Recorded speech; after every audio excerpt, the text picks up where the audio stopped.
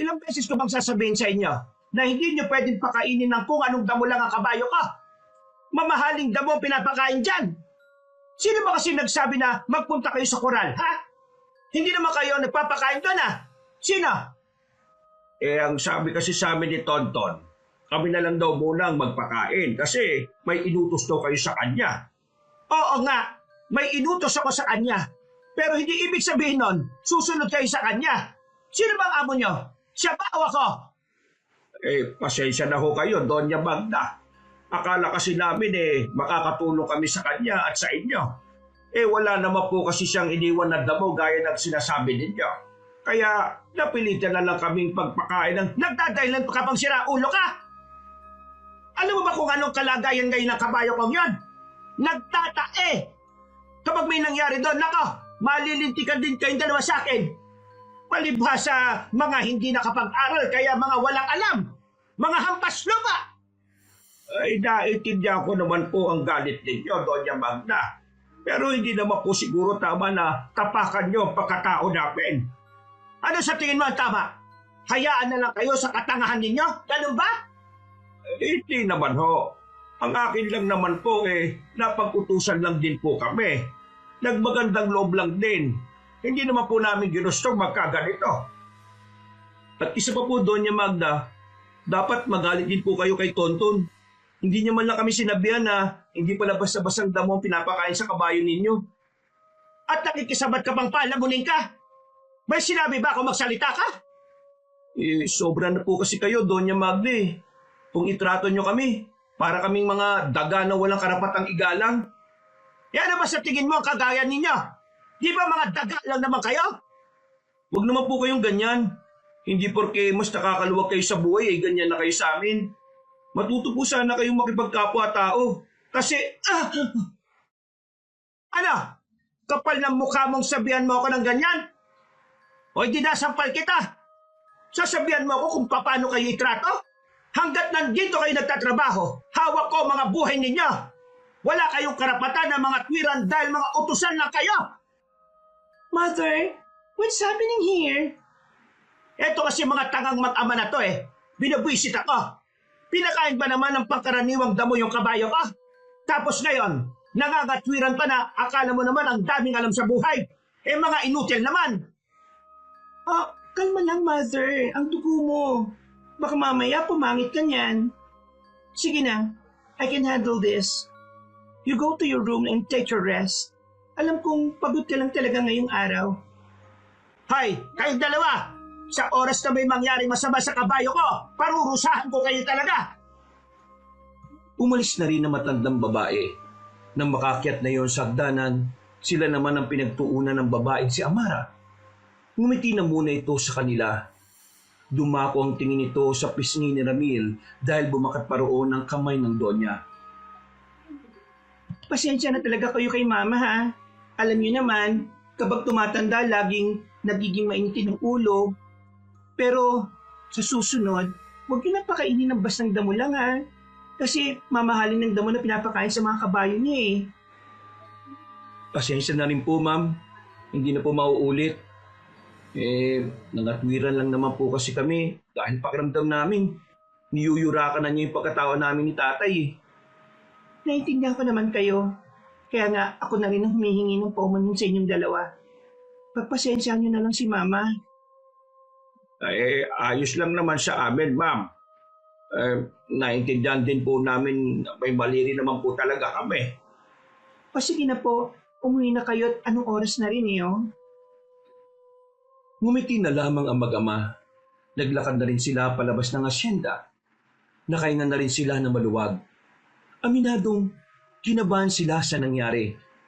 Buong akala kasi nila, magagaya sila sa isang tauhan ng asyenda na naparusahan kaagad. Napapailing na lamang ang mag-ama. Hindi rin kasi nila inakala na magkakaroon ng problema. Banas na banas sila sa lalaking si Tonton. Nakakabwisit talaga yung si Doña Magda Kung may iba lang talaga tayong mapapasukan, baka matagal na tayong umalis dyan. Alam mo naman kung sinong sobrang taas. Pera lang naman ang meron siya. Hayaan mo na. Wala naman na tayong magagawa sa ugali niya Siguro, Ang gawin na lang natin, kung ano lang ang ipinag-uutos niya, yun lang ang gagawin natin. Para na rin makaiwas tayo sa problema. Nagtataka nga po ako eh. Si Amaro ba talaga anak ni Doña Magda? Kasi parang hindi eh.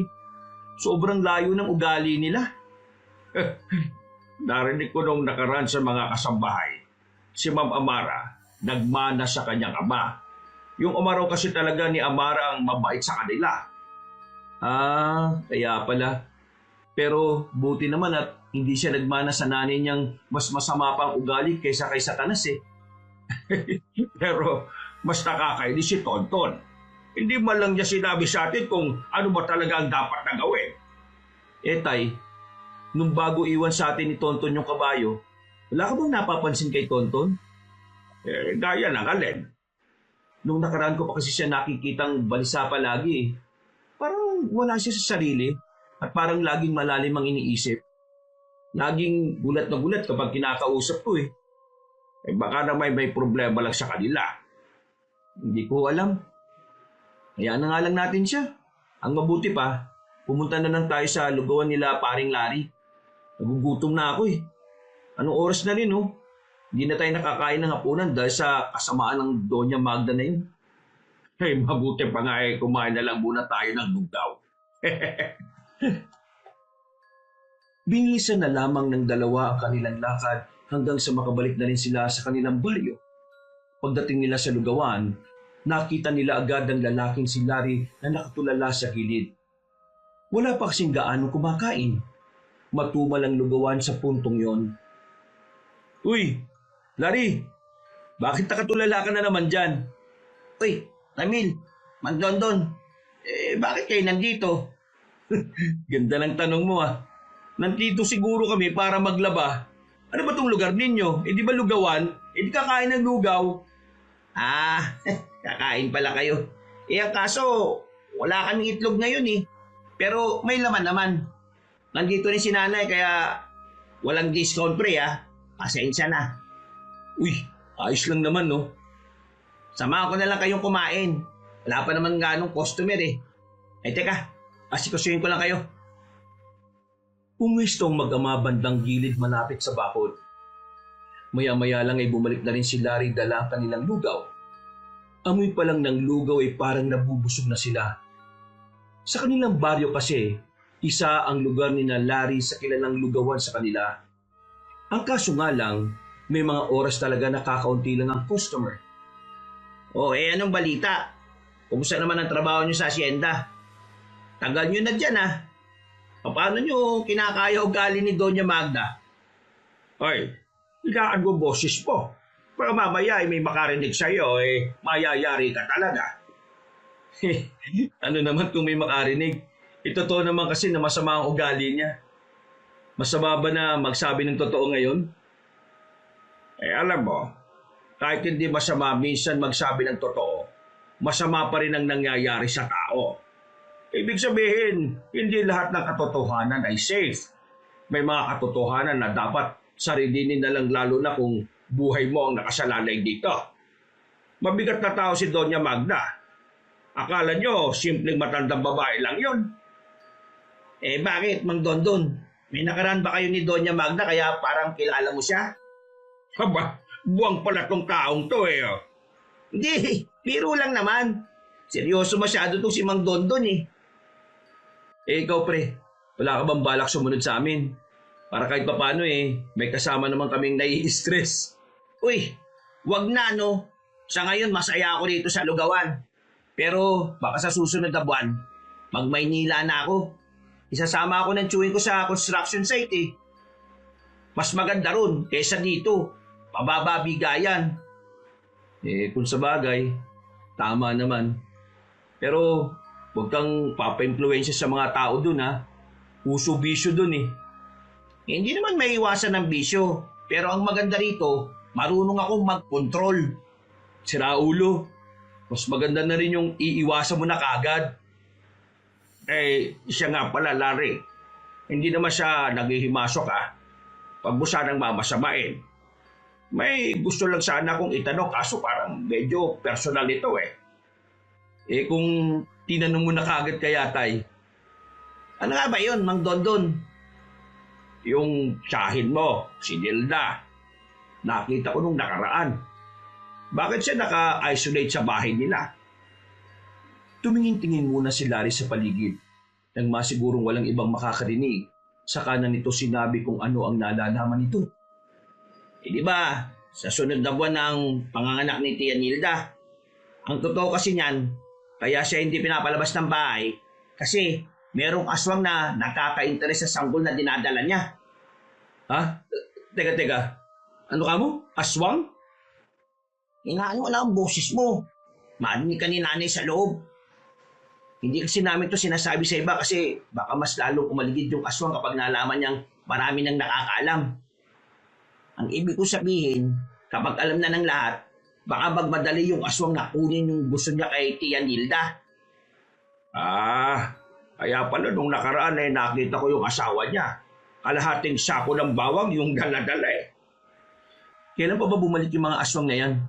Sa pagkakatanda ko sa kwento ng mga senior citizen, 2 dekada na nung huling may namataan na aswang dito sa atin ang sabi naman ng albularyo na nakausap nila nanay, yung mga aswang daw hindi naman daw nawawala.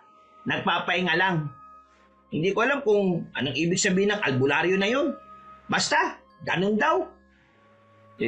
Kumusta naman pala ngayon yung tsahin mo? Ayun, bagot na bagot.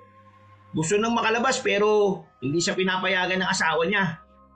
Kahit kasi umaga, kwento niya parang may sumusunod sa kanya Kaya delikado rin talagang maging kampate kahit dirikang araw. Kung sa bagay. Ang gawin niyo, palibutan niyo ng pangontra ang bahay ng tsahin mo. Ewan ko na lang kung makapasok pa yung siraulong aswang na yon. Tay, ano ba itsura ng aswang? Aba, hindi ko rin alam, no? Hindi pa rin naman ako nakakakita ng ganyan Pero, base sa mga naririnig ko, nakakatakot na raw. Ang sabi nila, may iba't ibang uri daw ng mga aswang. Pero itong maaligid kay Tia Nilda, isa raw tik-tik. Lalaking may kakayahang mag-anyong tao. Pero kapag nag-anyong aswang, mahaba daw yung dila. Tapos, yung dulo ng dila niya, may talim na parang kasintalas ng blade. Yun daw ang pinanghihiwa nila sa tiyan ng buntis Tapos, mahaba rin ang kuko. Namumula ang mga mata at maitim ang balat. Mukha pala talagang halimaw ang mga yan no? Nakakatakot naman pala. Kaya nga, sana nga mawala na yung aswang na umaligid kay Tia. Kasi, delikado talaga ang buhay niya. Sa pagkakamali lang na maiwan siyang mag-isa sa bahay nila, nakto, kahit umaga, baka pasukin siya ng aswang. Naiba na ang usapan nila nang may dumating na customer. Iniwan na muna sila ni Larry para asikasuhin ang mga yun. Maya-maya pa ay natapos na rin sila kumain. Umuwi na lamang din sila sa kanilang bahay. 10:00 na ng gabi, nakakaramdam na rin ng antok ang mag-ama. Kaya naman, sinimulan ng isara ni Ramil ang maliit nilang bintana. Pati na rin ang kanilang pintuan na yari lang din naman sa pinagtagpi-tagping kawayan. Mahirap lang ang buhay na mag-ama. Naghirap sila ng tuluyan ng maospital ang ina ni Ramil. Nagkanda baon-baon sila sa utang. At nang mabayaran naman nila lahat, dito na sila nahirapang makabangon. Tay, hindi niyo po ba namimiss si nanay? Anong klaseng tanong yan? Malamang, miss na miss ko lang nanay mo. 2 taon na siyang wala sa atin pero pakiramdam ko kahapon lang nangyari ang lahat. Ito naman kasi nanay mo, pasaway kasi. Ayaw alagaan ang sarili. Ayan, nauna na tuloy. Pero sa totoo lang hanggang ngayon, hindi pa rin ako nakakausap kapag naiisip ko siya. Pasensya na tayo Napaalala ko pa tuloy. Ay nako, ayos lang. Mas maganda nga na inaalala natin siya kasi baka mamaya magalit na siya sa atin kasi baka iniisip niyang nakalimot na tayo. Tay, ikaw, alagaan niyo sarili niyo. Kasi kapag ikaw nawala, wala na akong kasama. Kaya nga ikaw, kailangan mo na rin humanap ng mapapangasawa. Kasi, paano nga kung mawala ako? Malungkot ang mag-isa, anak. Kaya habang nandito pa ako, lumandi ka na. Gusto ko makita yung magiging apo ko. Kung makapagsalita naman to, parang mamamatay na eh. Hoy, hindi natin kontrolado ang buhay ha. Kaya dapat palagi tayong handa. Hindi na nakasagot pa ang binatang si Ramil. Mga ilang minuto lang din, narinig na niyang humihilit ang kanyang ama. Napangiti na lamang din siya at sa kalaunan ay nakatulog na rin. Kinaumagahan ay agad na rin silang naghanda. Kailangan na nilang magpunta ng asyenda. Marami silang gagawin doon dahil kinagabihan may darating na bisita si Doña Magda. Sa pagkakaalam na mag-ama, may mga negosyanteng dadalaw sa mansyon. Sa mga ganoong okasyon, kailangan naroon sila dahil malamang sa malamang maraming utos ang nag-aabang sa mga kagaya nila. Pagpasok nila ng asyenda, tumungo agad sila sa malawak na hardin. Maraming tuyong dahon ang nasa lapag na kailangan nilang linisin. Narinig ko hanggang dito yung boses ni Doña Magda. Sino na naman kaya pinagagalitan ng matandang yun? Baka si Tonton. Sana naman hindi maparusahan si Tonton. Kawawa naman yung taong yun. Mag-isa na lang sa buhay yun eh. Akala ko ba may lola siya sa Maynila?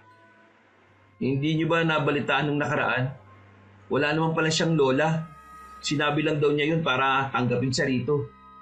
Hindi pa nga yata alam ni Doña Magda na nagsinungaling siya tungkol dun eh.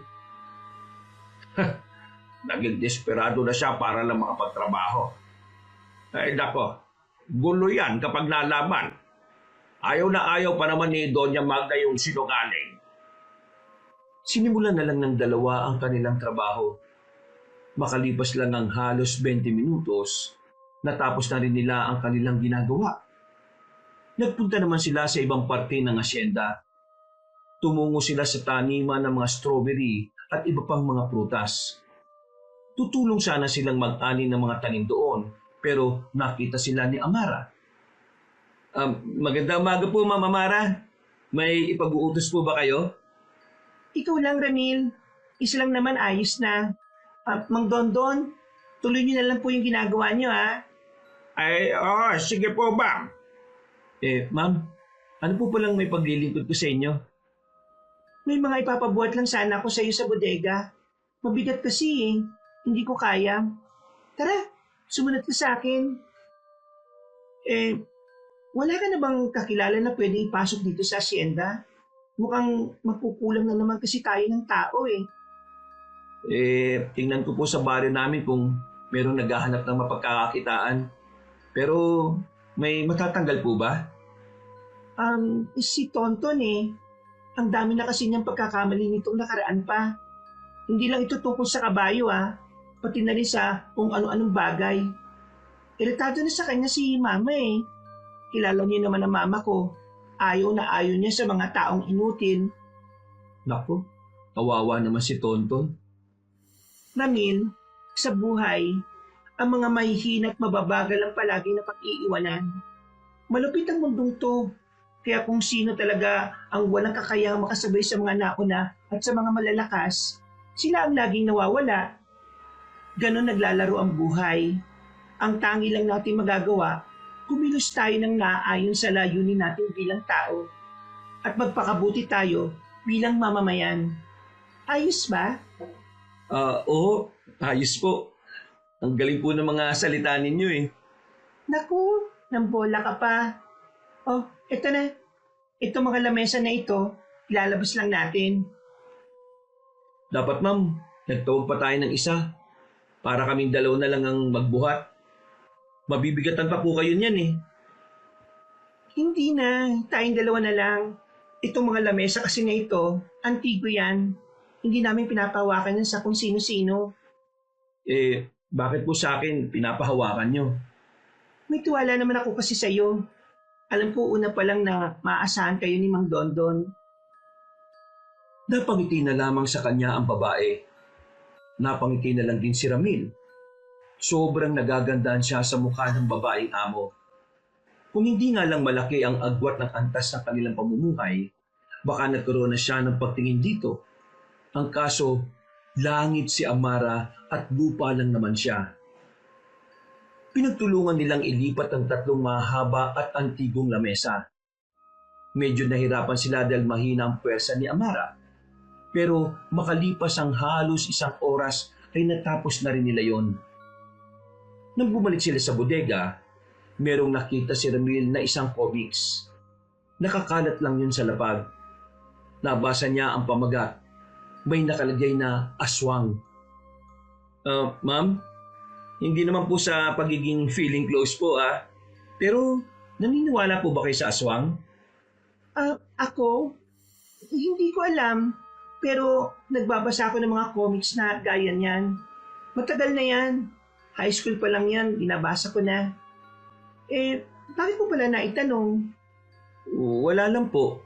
May nakita kasi akong comics. Iniisip ko na interesado rin kayo sa mga bagay na mahirap ipaliwanag. Maayos naman nilang natapos ang kanilang ginagawa. Kahit na papaano ay nakapagpahinga na rin habang umiinom ng sabaw ng buko. Nakaupo si Ramil sa nakatumbang puno ng nyog. Habang ang dalagang si Amara naman ay nakaupo sa lumang silya. Mabuti na lahat hindi ka umalis dito kahit na masungit ang mama ko. Kasi ma'am, kailangan ko rin talaga ng pera Hindi namin kakayanin ni tatay kung siya lang ang mag-isa. Alam mo, bibihira lang ang mga taong kagaya mo. Di ba yung ibang lalaki dyan, puro papogi lang ang alam? Pero ikaw, nagsisikap ka sa buhay. Baka po kasi marami na silang pera. Ako po kasi wala, kaya trabaho lang talaga. Huwag mo na nga akong tawagin, ma'am, kapag tayong dalawa lang naman ang magkausap. Sige po, ma'am. Amara. Pero, bakit niyo po ako kinakausap? Ibig ko sabihin, di po ba hindi dapat nakikipag-usap ang mga kagaya niyo sa mga kagaya namin? Grabe ka naman. Hindi naman kasi ako ganon. Alam mo, sa yaman ng pamilya namin, wala kaming ganong kaibigan. Ang angkan kasi namin, hindi nagtitiwala sa mga tao. Kaya ayun, wala kaming ganong kakilala, maliban sa mga business partners namin. Ganun po pala. Kaya gusto kitang tanungin, pwede ba kita maging kaibigan? Po? Ako po? May nakita ka bang ibang tao dito? Hindi niyo naman po kasi ako kalibel Wala naman akong pakialam sa antas ng pamumuhay. Gusto ko lang maranasan maging simpleng tao. Yung merong kaibigan. Baka po kasi magalit si Doña Magda Hindi naman natin ipapaalam na magkaibigan tayo, no? So, friends? Inilahad ng dalaga ang kamay. Agad naman nakipagkamay si Ramil sa babae. Noong mga sandaling yon, hindi makapaniwala si Ramil na nahawakan niya ang kamay ng dalaga. Matapos ang sandaling yon, tila nabuo na ang kanyang araw. Nagtataka nga sa kanya ang ama niya dahil masyado siya masaya. Kanina ka pa ngumingiti dyan Ano pa meron? Abot mo nga sa akin yung asin. Tay, hindi ka maniniwala sa sasabihin ko. Ano nga ba yan? Magkaibigan na kami ni Ma'am Amara. Ano? Magkaibigan na kayo? Paano nangyari yan? Hindi naman kasi masama ang ugali ni Ma'am Amara. Kanina kasi, tinulungan ko siya na magakot ng lamesa palabas. Tapos, ang dami na namin napag-usapan. Tapos sa dulo, nakipagkaibigan siya sa akin. Tinanggap ko na. Lugi pa ba ako nun?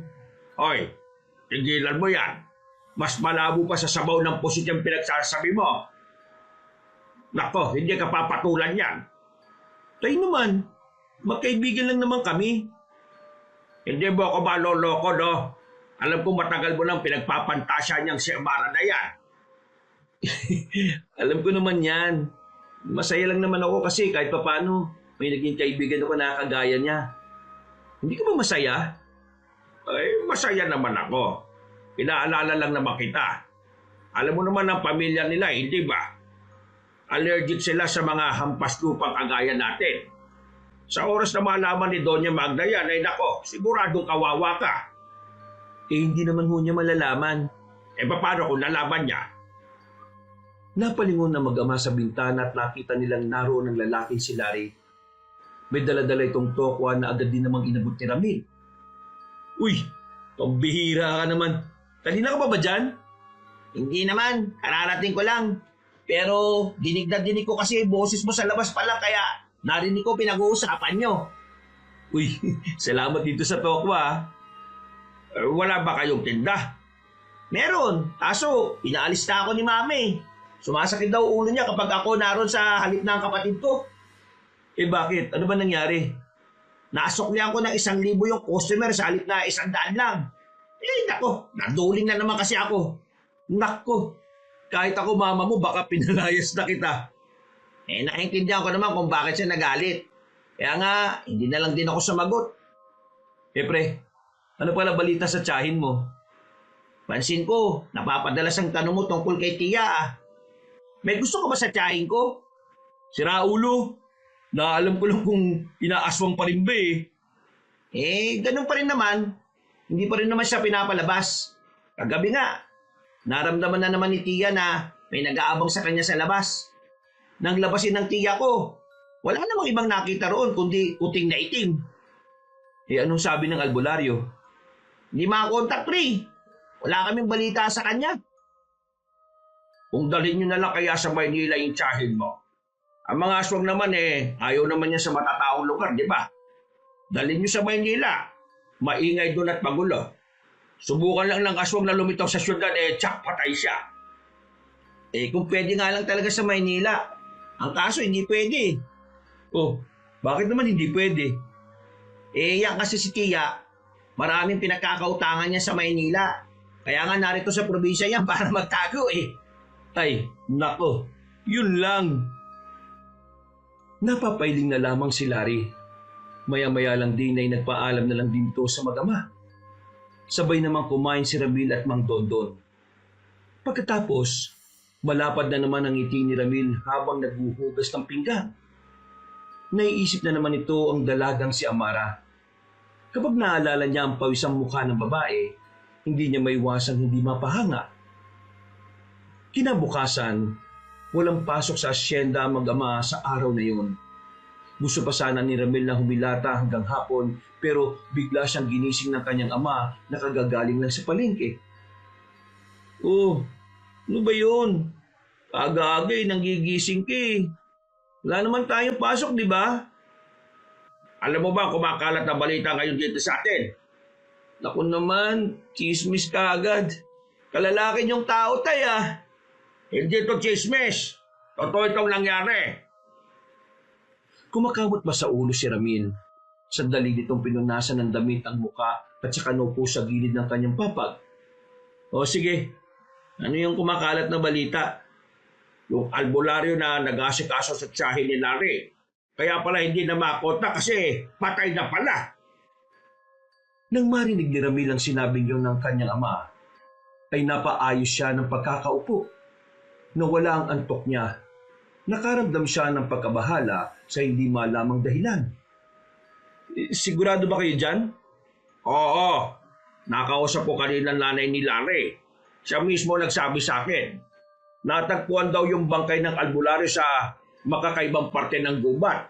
Lasog-lasog daw eh. Ano ho? Hiwa-hiwalay? Oo, hiwa-hiwalay. Yung binti nga natagpuan sa terminal eh.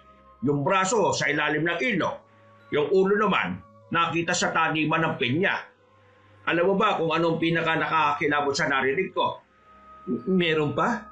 Oo, meron pa. Sabi ng nanay ni Larry, may hinala daw yung pamilya ng albularyo na ang pumaslang doon Sigbin. Sigbin? Paano Sigbin? Yung Sigbin, alaga sila ng aswang. Kumbaga sa atin mga tao, diba, asong alaga natin, hindi kaya pusa. Sigbin naman ang alaga ng mga aswang. Ang sabi-sabi, pinagpiestahan ng Sigbin ang albularyo. Pinag-agawan at nang mapilis na yung mga parte ng katawan, saka nagpunasan. Kaya yun, kung saan-saan natagpuan yung parte-parte. Tay, tingin ko, pinalapa siya ng aswang sa mga Sigbin. Kasi di ba, ang mga albularyo, hadlang sila sa mga aswang, pinatay siya para wala nang makakapigil sa paglapit sa tiyahin ni Larry. Alam mo, may punto ka dyan. Kung ganyan nga nangyayari, di mas lalong malalagay sa alanganin yung tiyahin ni Larry. Nako, delikado. Puntahan ko na lang si Larry, Tay. Ay sige, pag uwi mo, sabay mo na dito si Larry ha. Nakapangako kasi ako rin na bibigyan ko siya ng biko ngayon. Agad na umalis ang lalaking si Ramil. Pinunta niya kaagad ang bahay ni Larry. Sakto naman na nakita niya ang kaibigan niya na papalabas na rin ng bakuran. Nilapitan niya ito agad. O pre, bakit? Pre, totoo ba yung balibalita? Yung alin? Yung albularyo ni Tia. Oo. Totoo ba yun? Oo pre, totoo yun. Pinatay siya. Sabi ng pamilya, sigbin daw. Anong gagawin niyo ngayon? Hahanap ba kayo ulit ng bagong albularyo? Sinubukan na nga nila eh. Kaso, dahil sa nangyari sa albularyong yun, wala nang gustong pumatos. Wala nang albularyong gustong tumulong kay Tia. Naku, kawawa yung bata na dinadala ng tiyahin mo. Kapag na-stress ang tiyahin mo, baka kung ano mangyari. Grabe ka magkalala eh, no? Dapat na ba kitang tawagin at tiyuhin? Sira ulo. May asawa tiya mo para kang timang. Wala namang kwenta yun eh. Kunwari, nagbabantay pero maya-maya aalis din. Ikaw na lang pre. Tiyo. Manahimik ka nga. Ang mabuti pa, sumama ka na lang sa akin sa bahay. Si tatay, nagluto talaga ng biko para sa'yo. Uy, biko! Ayos! Sa kabila ng mga kababalaghan na kumakalat sa kanilang lugar, naging masaya naman ang buong maghapon ni Ramil noong mga sandaling yun. Nalibang siya sa pakikipagkwentuhan kay Larry. Pagsapit naman ng gabi, nakatanggap si Mang Dondo ng mensahe mula sa asyenda na kailangan nilang magpunta. Merong pinapatapos si Doña Magda sa kanila. Pambira naman tong cellphone na ito, namatay. Hindi ko pa nababasa yung buong text ni Panin kung anong gusto ipagawa sa atin ng Donya. Ang nabasa ko lang may ipapatapon. Hayaan mo na lang kasi yung cellphone mong yan. Bulok na yan eh. Lumang model na rin. Tara, punta na lang natin sila sa asyenda. Baka kailangan na kailangan talaga ng tao. Para maalis ang pagkabagabag nila, pinunta na lamang nila ang asyenda. Pagdating nila roon, may mga nakita silang mga tambak ng basura sa gilid ng bodega. Sa malayo pa lang ay nangangamoy na. Naroon din ang iba pa nilang kasamahan. Yan yata yung naipong basura nung may bisita si Doña Magda eh. Wala si Manang Paring Nasa kaya yung isang yon? Paglapit nila roon, ay agad nilang isinakay ang mga basura sa truck na nasa labas lang na asyenda. Malayo-layo pa ang kanilang nilakad bago mailabas yun. Sanay na sanay naman na mag-ama sa ganung uri ng trabaho kaya ayos lang sa kanila. Saglit lang naman sana sila sa asyenda sa ganung oras. Hindi rin naman kasi mahirap ang trabaho nila. Napatagal lang sila sa paghahanap ng lugar doon na maaari nilang paghugasan ng kamay. Kakaikot nilang dalawa sa buong asyenda, meron na silang narating na lugar na kung saan parang bibihira lang ang taong nakakarating doon. Tay, eto gripo, makakapaghugas na rin tayo. Nako, buti naman. Ang baho na ng kamay natin Baka magkasakit pa tayo. Habang naguhugas ng kamay ang mag-ama, meron silang narinig na mga boses ng lalaki. Naintriga sila kaya nagtago sila sa gilid at inintay kung sino ang mga paparating. Mga ilang sandali lang, sa mismong tapat nila tumigil ang mga lalaki. Tila may hinihintay ang mga yon. Hindi nila alam kung sino. Hindi rin naman kasi nila kilala ang mga lalaking yon. Wala silang natatandaan na nakita nila yon sa loob ng mansyon. Nakapagtataka rin para sa kanila na sa madilim na tagong lugar ng asyenda nila nakita ang mga yon. Para sa mag-ama, kahina-hinala ang mga kilos nito. Sino kayo mga yan? Baka masasamang tao mga yan, Tay. Baka mga akyat bahay ang mga yan. Paano sila nakapasok dito? Napasiksik silang dalawa sa gilid ng marinig na nilang nagsalita ang isang lalaki. Malaki ang boses nito at sa tono nito ay masasabi nilang hindi ito basta-basta. Napatingin sila sa kaliwang banda at nang makita nilang dumating si Doña Magda, kasama nito ang mga tauhan nito. Noong mga pagkakataong yon, mas lalo na silang nalito. Wala silang ideya kung ano ang nangyari. Pero nakakaramdam sila ng kaba na parang may hindi tamang nangyayari. Mabuti naman at dumating ka kagad, Doña Magda. Nung nakaraan kasi, naghintay pa kami dito ng halos 20 minutos. Pasensya ka na nung nakaraan. Nagkaroon lang ako ng hindi inaasahang lakad kaya medyo nahuli. Pero ngayon, babawi ako. Dahil naghintay kayo nung nakaraan, may pasobra akong 3 para sa inyo. Yan! Yan ang gusto ko sa inyo, Doña Magda eh. Hindi kayo napayag na madismaya ang kliyente nyo. Oo naman. Matagal-tagal na rin naman tayong partners in crime.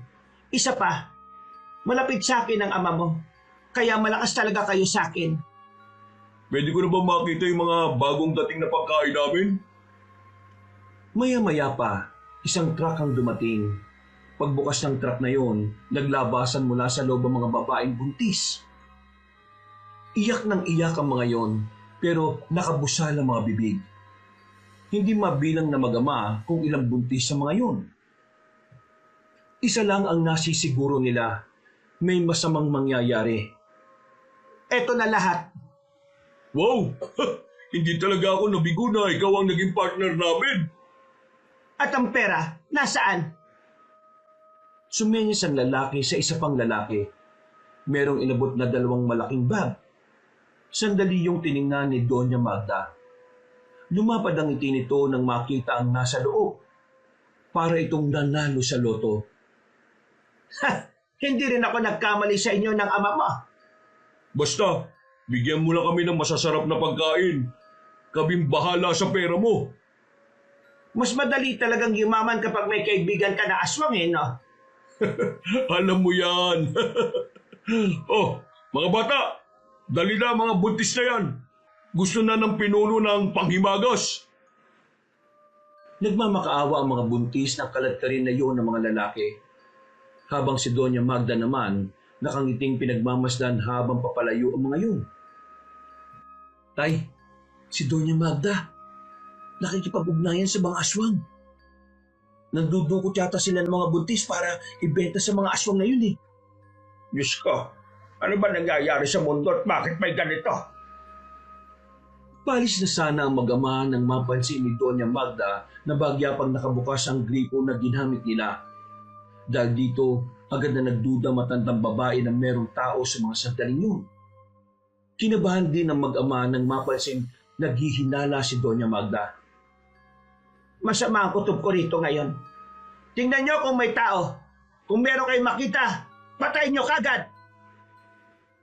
Naglakad na palis ang Donya na parang normal na lang dito na mag-utos ng pagpatay. Si Ramil at Mang Dondo naman hindi alam ang gagawin. Kabadong-kabado sila. Pero kahit na nagkalat ang mga tao ni Doña Magda, nagawa nilang makalis sa lugar na yun. Akala ng dalawa ay nakaligtas na sila. Pero habang kalmadong naglalakad palabas ng asyenda, bigla na lamang sila hinarang ng 2 lalaki. Alam na kagad nila ang ibig sabihin nun. Kaya ang ginawa nila, tumakbo sila palayo. Hinabol naman sila ng 2. Nang papaliko na sila sa isang iskinita, bigla silang pinaputukan. Buti na lamang ay hindi sila tinamaan. Tay, nabulabog na yung iba. Marami nang humahabol sa atin. Pulset, hindi pa tayo nakakalabas ng asyenda. Doon, sa bandang yun, akitin natin yung pader. Sige, mauna ka. Kayo na, mahirapan kang umakyat pag isa kasi matanda ka na. Aalalayan kita. Aba, loko ka. Sige na, tay. Hindi na nakipagtalo pa ang matanda. Sumampa na ito sa balikat ng binatang si Ramil. Nang makakyat na ito sa pader, si Ramil naman ang nagsumikap na makakyat doon. Hinubad ni Mang Dondo ng kanyang damit at saka inaabot kay Ramil. Nagawa namang mahila si Ramil pa itaas. Muntikan lang itong matamaan ng bala. Nang makalagpas na sila sa pader na yon, tinahak nila ang masukal na kagubatan. Wala silang ibang madadaanan kundi yun lang. Hindi man nila alam kung saan patungo ang direksyon na iyon, ang mahalaga na lamang sa mag-ama ay mailigtas ang kanilang sarili. Tay, nasa likuran na sila ulit. Hinahabol nila tayo. Sige na, mauna ka na. Ang bagal ko kasi. Balo ka ba, Tay? Hindi kita iiwan, no? Ilang beses silang pinaputukan ng mga kalalakihang humahabol sa kanila. Pero dahil maraming puno roon, hindi sila matamaan ng mga yon. Nakarating sila sa ilog. Malakas ang agos ng tubig, pero wala silang madaraanan kundi yun lang. Kaya naman, kahit na alam nilang medyo peligroso, isinugal nila ang mga sandaling yon. Nang nasa gitna na sila ng tubig, bigla na lamang silang natangay. Hindi na sila nagawa pang habulin ng mga armadong lalaki. Dahil na rin sa makailang ulit na pagtama ng mag-ama sa batuhan, nawalan na rin sila ng malay. Maya-maya, nakamali na lamang ang mag-ama na nasa gilid na sila ng ilog. Masakit ang katawan, pati na rin ang ulo nila. Nasa na tayo, Tay? Hindi ko alam. Pero dito tayo dinala ng Agos eh. Ayos ka lang ba? Opo, Tay, ayos lang ako. Ikaw, wala ba masakit sa'yo? Wala. Masakit ang buong katawan ko. Pero buti na lang walang malalang nangyari sa atin. Marahang bumangon ng dalawa. Nakahawak pa sa balakang ang matandang si Tonton. Si Ramil naman ay medyo nahihilo pa. Sinuyod nila ng tingin ng paligid. Napapalibutan sila ng matataas na puno. Tingin mo, Tay, malayo na kaya tayo sa asyenda? Sana. Sana malayo na nga tayo. Ang problema nito, kung makakauwi pa ba tayo sa atin? Ngayong alam na ni Doña Magda na may alam tayo sa iligal niyang gawain. Siguradong hindi naligtas ang buhay natin. Yan nga din ang iniisip ko eh. Ang lupit naman ang nangyayari sa buhay natin, Tay. Mahirap na nga tayo. Nalagay pa tayo sa ganitong sitwasyon. Marahil may plano ang Panginoon kung bakit nararanasan natin ang lahat ng ito. Pakiramdam ko, may kailangan tayong gawin eh. Kailangan gawin? Isumbong sila sa pulis? Lahat ng pulis dito sa probinsya natin pwedeng bayaran ng Donya eh. Doon na rin nagsabi, big time na kalaban si Doña Magda. Saka na nga natin muna isipin yan. Ang isipin natin ngayon, kung paano tayo makakalis dito. Hindi natin alam kung saang lugar ba ito. Umupo na lamang ang dalawa sa batuhan. Nilalamig na sila. Bukod sa basa ang kanilang suot, bigla pang lumakas ang ihip ng hangin. Pumunta na lang siguro tayo sa Maynila. Wag kayong umalis sa probinsyang ito. May kailangan kayong gawin dito. Nang marinig nila ang mahiwagang tinig na yon, ay napatayo ang mag-ama. Takang-taka, nakakaramdam sila ng takot at kaba. Pakiramdam nila ay merong engkanto na nakatingin sa kanila. Dumampot ng bato si Mang Dondon, paulit-ulit na sinusuyod ang paligid. Sino ka? Magpakita ka! Kalma lang kayo. Hindi naman ako kaaway. Sa katunayan, ako ay isang kakampi. Paano naman namin masisiguro kung kakampi ka? Hindi ka nga namin kilala eh. Oo nga, magpakilala ka! Para sa kapayapaan ng inyong isip, ipapakilala ko ang aking sarili. Ako si Tubaol, ang bathala ng kagubatan na nasa inyong harapan. Anong pangalan mo? Tubaol ang aking pangalan. Tubol? Anong tubol? Ang sabi ko, Tubaol, hindi Tubol. Nasaan ka ba? Bakit ayaw mo magpakita? Ako mismo ang kagubatan. Kaya ibig sabihin lang nito, ako ay nasa inyong harapan. Boses lang ang naririnig namin sa iyo eh. Hindi kami maniniwala. Ano pa ba ang gusto niyong marinig? Gusto niyo bang marinig kung papaano ko kayo murahin? Bakit ba ang daldal niyo? Hindi niyo man lang ba aalamin kung ano ang nais kong sabihin? Nagkatinginan na mag-ama. Naintriga rin sila sa kung anuman ang pakay sa kanila ng misteryosong boses. Sige, sabihin mo kung anong kailangan mo sa amin. Narito ko para tulungan kayong maprotektahan ang inyong sarili kontra sa mga aswang at pati na rin sa mga mortal na kagaya ninyo. Bibigyan ko kayo ng proteksyon at sandata. Kakibat ng proteksyon at sandata na ito ay ang responsibilidad na kailangan niyong tanggapin. Kailangang tanggapin? Ano to, sa pilitan? Wala nang ibang mortal ang karapat-dapat. Kayo lamang dalawa. Dahil sa pagiging busilak ng inyong puso, dahil sa kabutihan na inyong tinataglay, kayo ang napili ng langit at kalikasan. Teka lang naman, sinasabi mo bang magiging tagapagligtas kami?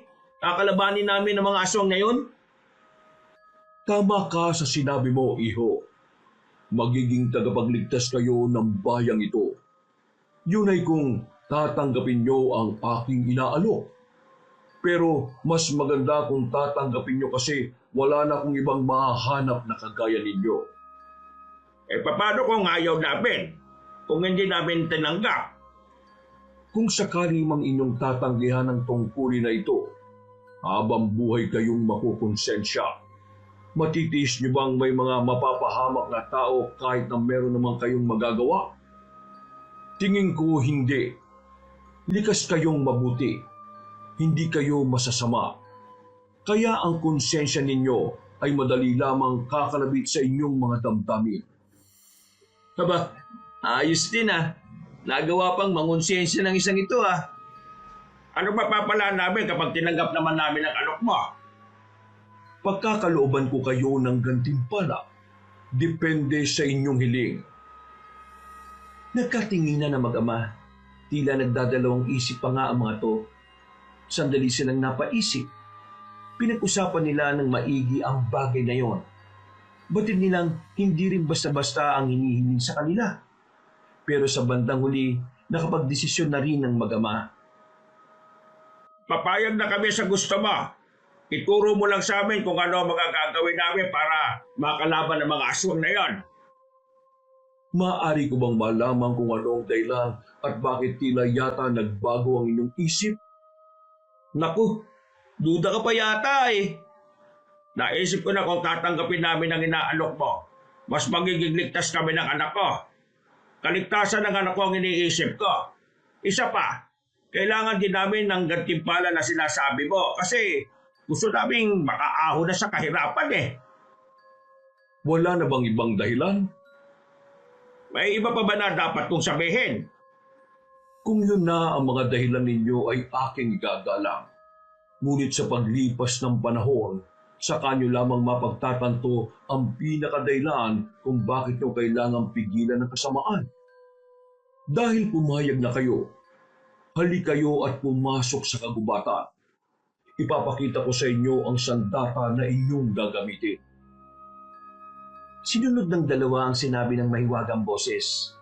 Noong mga sandaling yon, hindi nila maintindihan kung bakit parang wala silang nararamdamang kaba.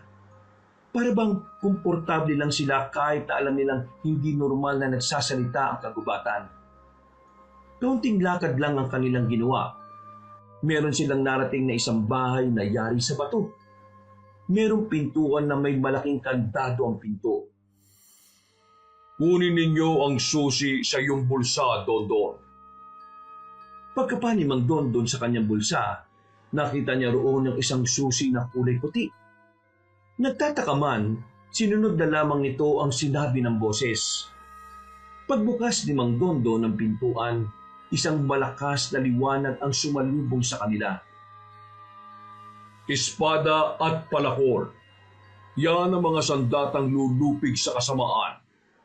Ikaw, Ramil, kunin mo ang espada. Ikaw, Dondon, ikaw naman ang magmamay-ari ng palakor. Dinampot nila ang kanilang sandata. Parang normal na sandata lang ang mga yon dahil wala man lang silang naramdamang kakaiba nang hawakan nila ito. Sa gilid niya ay buksan niyo ang maliit na baul. Nariyan ang anting-anting na magiging gabay sa inyong paglalakbay sa mundo ng pakikipagsapalaran. 2 kwintas ang naroon. 2 kwintas na mayroong palawit na buwan at araw. Ang buwan ay kunin mo, Ramil. Ang araw naman ay kunin mo, Dondon. Isuot niyong 2 yan. Pagsuot nila ng kwintas, bigla na lamang silang nangisay para silang kinukuryente na ewan. Halos 1 minuto rin silang ganon. Nang mahimasmasan, hindi na nila naramdaman ang sakit na katawan nila. Tila naghilom na rin lahat ng lamog na nararamdaman nila. Anong nangyari sa amin? Bakit hindi na masakit ang katawan namin? At bakit tuyo na itong suot namin? Kayong 2 ay muling isinilang bilang mga tagapagligtas. Ngayon, anong gagawin namin? Ang bahay na inyong kinalalagyan ay ang bahay na magiging inyong tahanan. Nasa loob ng bahay na yan ang mga bagay na kailangan niyong malaman.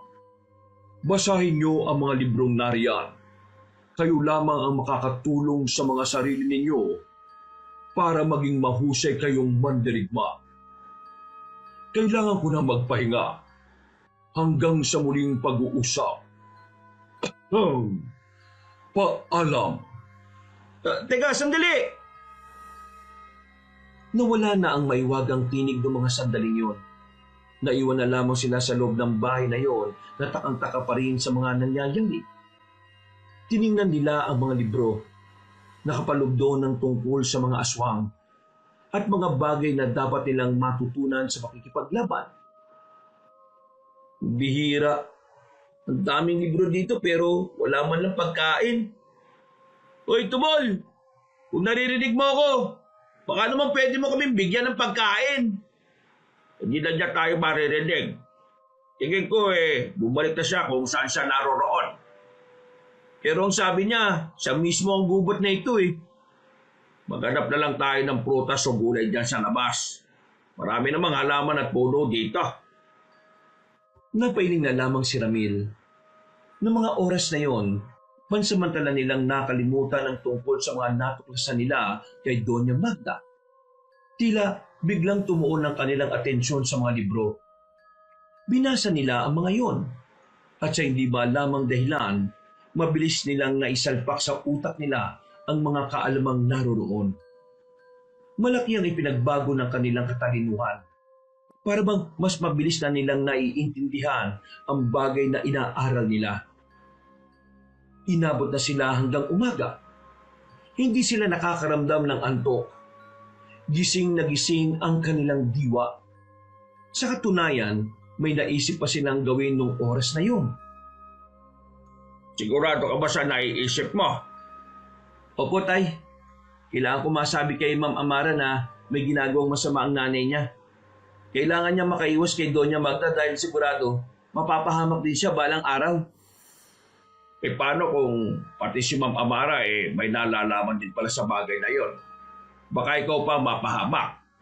Baka mahuli ka nila. Tay, magtiwala ka sa akin. Kaya ko to. Ngayong may sandata na tayo at proteksyon, hindi na natin kailangan pang matakot, no? Isa pa, ginagawa natin to para sa tungkulin na ibinigay sa atin. Magliligtas tayo ng buhay ngayon. Masama ang kutob ko sa ganyan, Ramil. Pero sige, magkakatiwalaan kita. Nagkasundo naman ang mag-ama ng mga sandaling yun. Umalis sila ng kagubatan. Dala-dala nila ang kanilang sandata na ibinalot lamang sa telang nakita nila sa daan. Nang makalabas na sila ng gubat at makarating na rin sa kalsada, dito na nila muling naramdaman ang kaba. Unang pumasok sa isipan nila ay maaring hinahanap na sila ng mga tauhan ni Doña Magda. Umuwi sila sa kanilang baryo. Hindi sila nakalapit sa bahay nila dahil napansin nilang may 2 lalaking nakatambay sa tapat. Kaya naman naisipan nilang dumiretso na lang sa asyenda. Nakausapin nila ang babaeng si Amara. Habang naglalakad sila, natanong nila si Dari na paparating. Agad itong hinila ni Ramil at dinala sa tagong iskinita. Oh, pare, Magdudong, Bakit kayo nandito? Nag-aalalang tumingin-tingin na muna ang binatang si Larry sa paligid. Hindi dapat kayo nandito. Inaanap kayo ni Doña Magda eh. Ang sabi nila, nagnakaw daw kayo sa asyenda. Eh alam ko namang hindi nyo magagawa yon, kaya sabihin nyo sa akin, ano ba talaga nangyari? Ikaw na magkwento, Ramil. Kasi pre, ganito yun. Kagabi, nagpunta kami ng asyenda para itapon yung mga naiwang basura. Naghanap kami ng mahugasan ng kamay pagkatapos, hindi namin inakala na meron kaming matutuklasan. Nalaman namin na may illegal na ginagawa si Doña Magda. Hindi lang basta illegal, pre, sobrang immoral.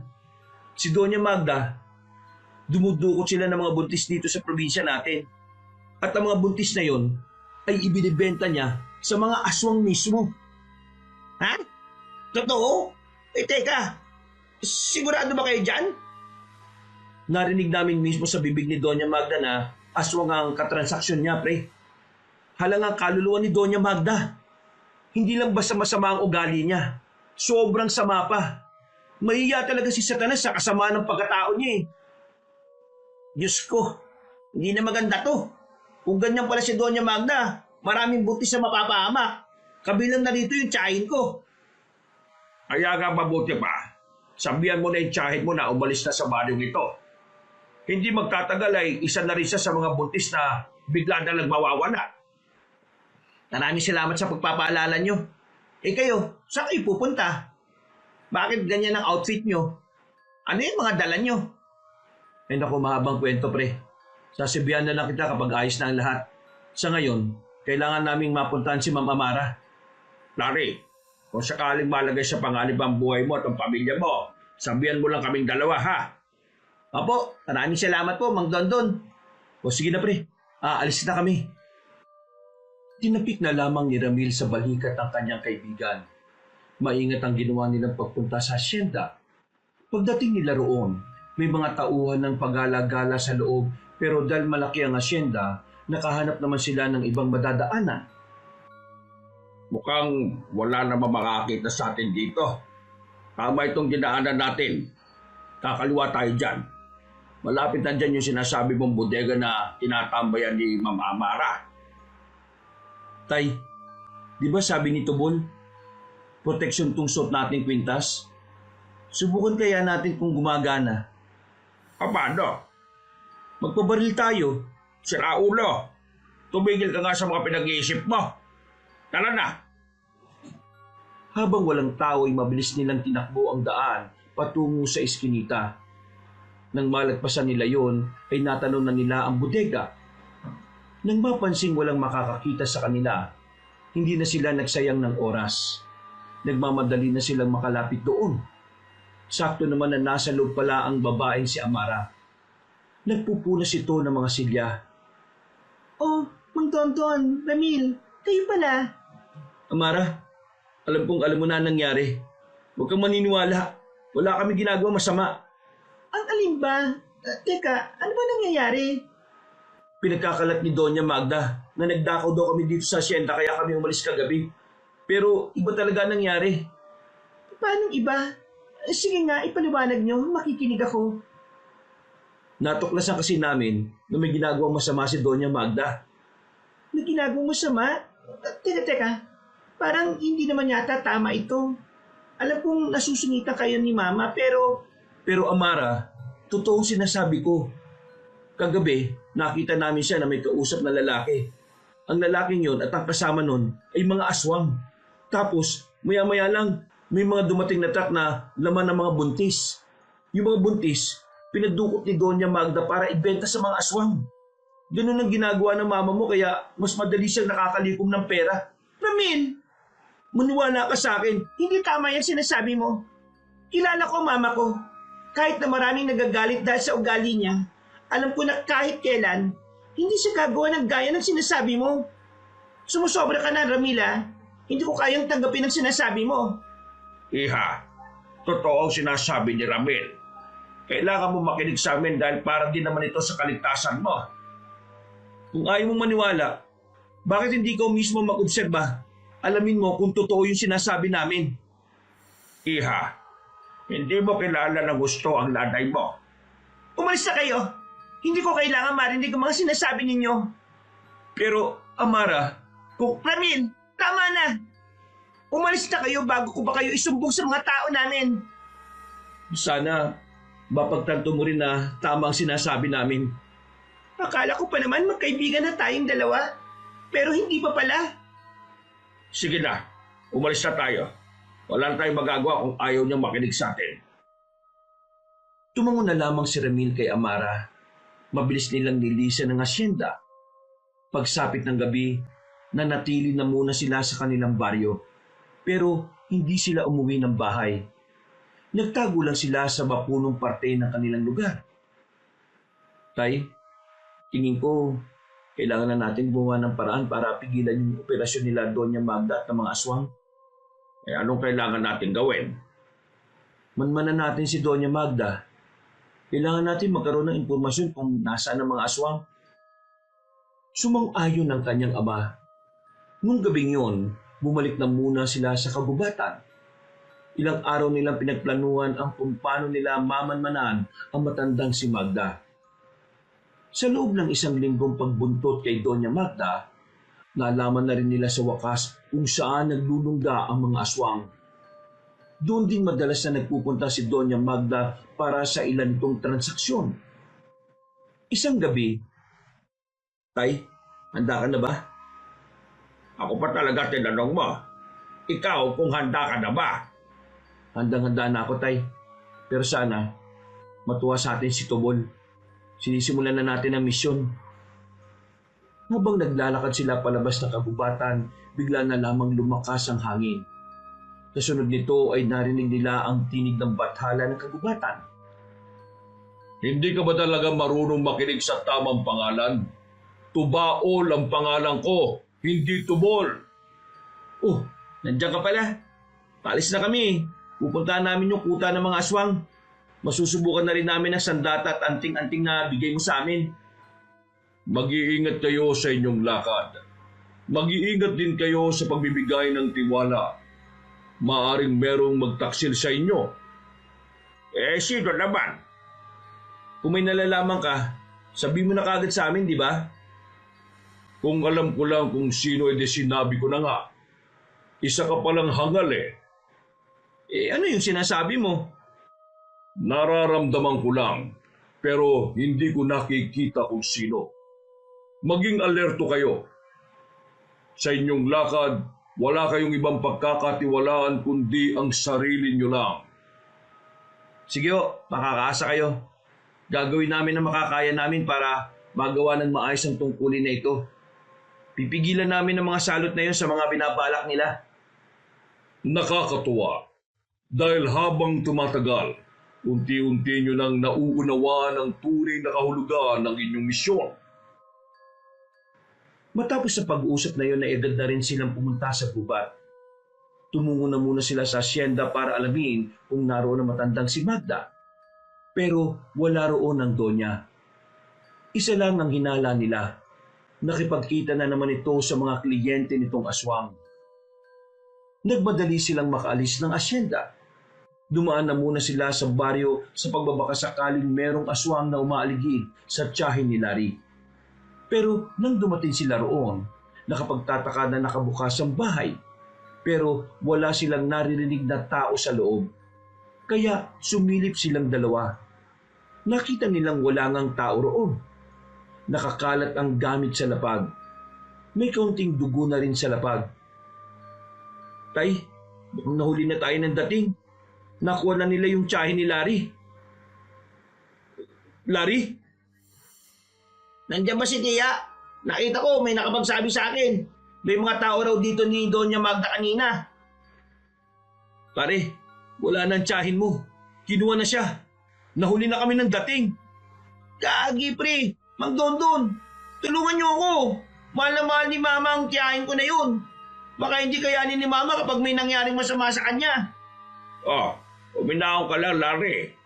Gagawin namin ang lahat para mabawi ang tiyahin mo.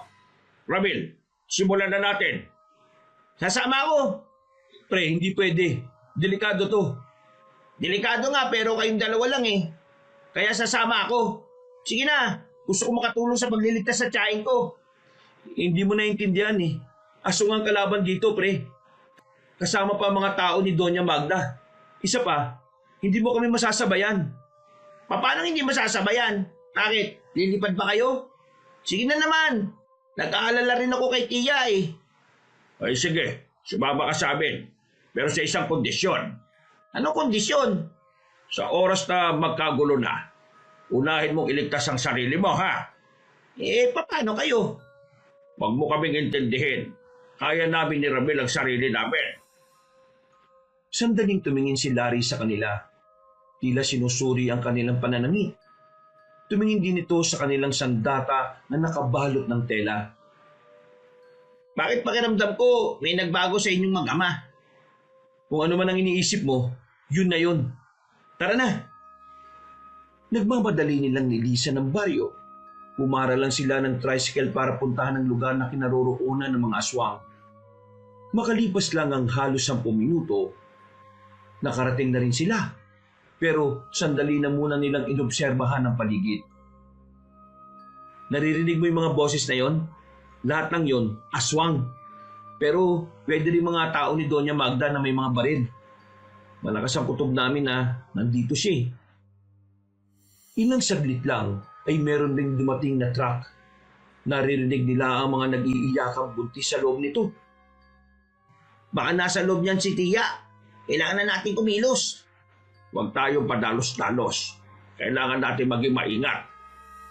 Ihintayin lang natin buksan ang truck na yan. Kayong dalawa na ang mag-asikaso sa mga buntis. Habang ako naman, papasukin ko yung lugar na yan. Iisa-isayin ko sila. Ha? Kakayanin mo sila? Ano ka ba? Bida ka ba sa pelikula? Di malalaman mo na lang mamaya. Ngumisi na lamang ang lalaking si Ramil.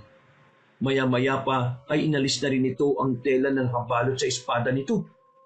Ganon din naman si Mang Dondon. Nakaramdam naman ng pagkamangha ang binatang si Larry. Hindi nagtagal, nakita nilang may mga lalaking lumapit sa likuran ng truck. Pagbukas nito, walang sinayang na pagkakataon si Mang Dondon at Larry. Nilapitan nila ang mga yon. Hindi nagdalawang isip si Mang Dondon na hatawin ng palakol ang mga naroroon. Nagpalit ng anyong aswang ang mga yon. Tila nawala naman ang kakaunting tapang na bitbit ni Larry nang makita ang mga nilalang. Habang si Ramil naman ay nauna nang pumasok sa loob. Nagulat ang mga aswang na nagbabantay sa gilid-gilid. Noong mga sandaling yon, mabilis na napabagsak ni Ramil ang unang humarang sa kanya. Kaya madali siyang nakapasok sa isang malaking bodega kung saan naroon ang iba pa. Inabutan niya sa loob si Doña Magda. Kasama nito ang lalaking si Gabo, ang nagsisilbing katransaksyon palagi ng Donya. Napatigil ang mga yon sa kani-kanilang ginagawa at ang lahat ng tingin ay natuon kay Ramil. Unang napansin sa kanya ay ang kanyang espada na nababahira na ng dugo. At sino ka naman para abalay kami rito, ha? Doña Magda, mukha yatang gulat na gulat ka. Bakit hindi mo sabihin sa kanya kung sino ako? Siya ang isa sa mga tauhan ko sa asyenda. Hampas lupa silang dalawa ng kanyang ama. Hampas lupa ka pala eh. Bakit ka narito? Alam ba kung ano ang mga nasa harapan mo? Tingin mo, mapapadpad ako dito kung wala akong alam? Sa halip na tanungin niyo ako ng mga walang kwentang bagay, bakit hindi niyo unahing magtaka kung bakit ang lakas ng loob kong pumunta rito? Nagkatinginan na matandang babae pati na rin si Gabo. Parehong napapaisip sa sinabi niyo ng binatang si Ramil. Baka sa mukha ng lalaking aswang ang pagkabahala. Bagay na ikinatuwa naman ni Ramil dahil pakiramdam niya sa parting yun ay nakakalamang na siya pagdating sa moral. Ang ibig sabihin, isa ka bang manunugis? Hindi ko alam kung ano ang tawag sa akin. Pero pwede mong isipin na mga kagaya ko ang siyang papas lang sa mga salot na katulad mo. Huwag ka na magpasikat dito, Ramil. Hindi mo matatakot ang mga narito. Bakit? Dahil mga aswang sila? Tingin mo nagpunta ako dito na may nararamdamang takot sa mga nilalang na yan? Wala akong nararamdaman kahit nakakaunti. Kaya kung ako sa'yo, Itama mo ang mga pagkakamali mo, Aling Magda. Ang kapal ng mukha mong tawagin akong Aling Magda. Sino ka sa inakala mo? Winasiwas na ni Ramil ang kanyang espada. Sa puntong yun, nagsimula na ring umangil ang mga aswang. Gabo, wala akong magagawa rito. Mauna na ako. Sige, umalis ka na. Mamamatay ka lang dito, matanda ka. Hoy, ikaw, ano pangalan mo? Bakit mo tinatanong? Gusto mong malaman ang pangalan ng aswang na papaslang sa'yo? Hindi. Tinatanong ko kung anong pangalan mo para alam ko kung anong puntod kitang dadalawin. Mali! Hindi uso ang puntod sa amin. Sa inyo lang uso yun, mga tao. Ang dami mong daldal. Ano bang tinitingin-tingin nyo? Lusubin nyo na ang isang yan! Nagsipag-angilan ng mga aswang. Hindi nagtagal, sabay-sabay nang umatake ang mga nilalang. Pero hindi man lang nangatog ang tuhod ni Ramil. Kahit siya ay naninibago rin. Para kasing ang tagal-tagal na niyang ginagawa ang pakikipaglaban sa mga yon. Mahusay ang bawat ilag na ginagawa niya. Nakakatugon din siya bilang atake sa mga kalaban niya. Nung mga sandaling yon, nabigla si Gabo sa pinapakita ni Ramil. Hanggang dyan lang ba ang kaya ninyo? Pwes, ako naman! Ginamit ni Ramil ang kanyang pambihirang bilis. Isa-isa niyang pinabagsak ang mga kalaban niya. Dumanak na ang dugo sa lapag. Sa mga pader din ng bodega ay makikita ang mga bakas habang si Gabo nakatayo lang doon at nanunood sa mga nangyayari. Kalaunan, nakabulagta na ang mga aswang. Tapos na sila. Baka pwedeng ikaw naman. Hindi ko alam kung saan nagagaling ang taglay mong bilis sa pangigipaglaban. Pero kung inaakala mong uubra ka sa kagaya ko, nagkakamali ka. Marami na akong pinagdaan ng laban. Hindi ka mananalo sa akin kung wala ka pang isang buwan na pumapatay na kalaban. Hindi ko alam kung tinatakot mo ako. Nagyayabang ka lang para hindi mahalatang ikaw yung natatakot eh. Pero para malaman natin kung sino ba talagang malakas, bakit hindi na natin to simulan? Tikman mo galit ang prinsipe ng mga gabunan! Humaba ang buhok ng lalaki at naging kulay puti, habang ang buong katawan naman nito ay umitim. Tila may mga umusliling buto sa iba't ibang parte ng katawan nito. Aminadong lalaking si Ramil na nabigla siya sa kanyang nasaksihan.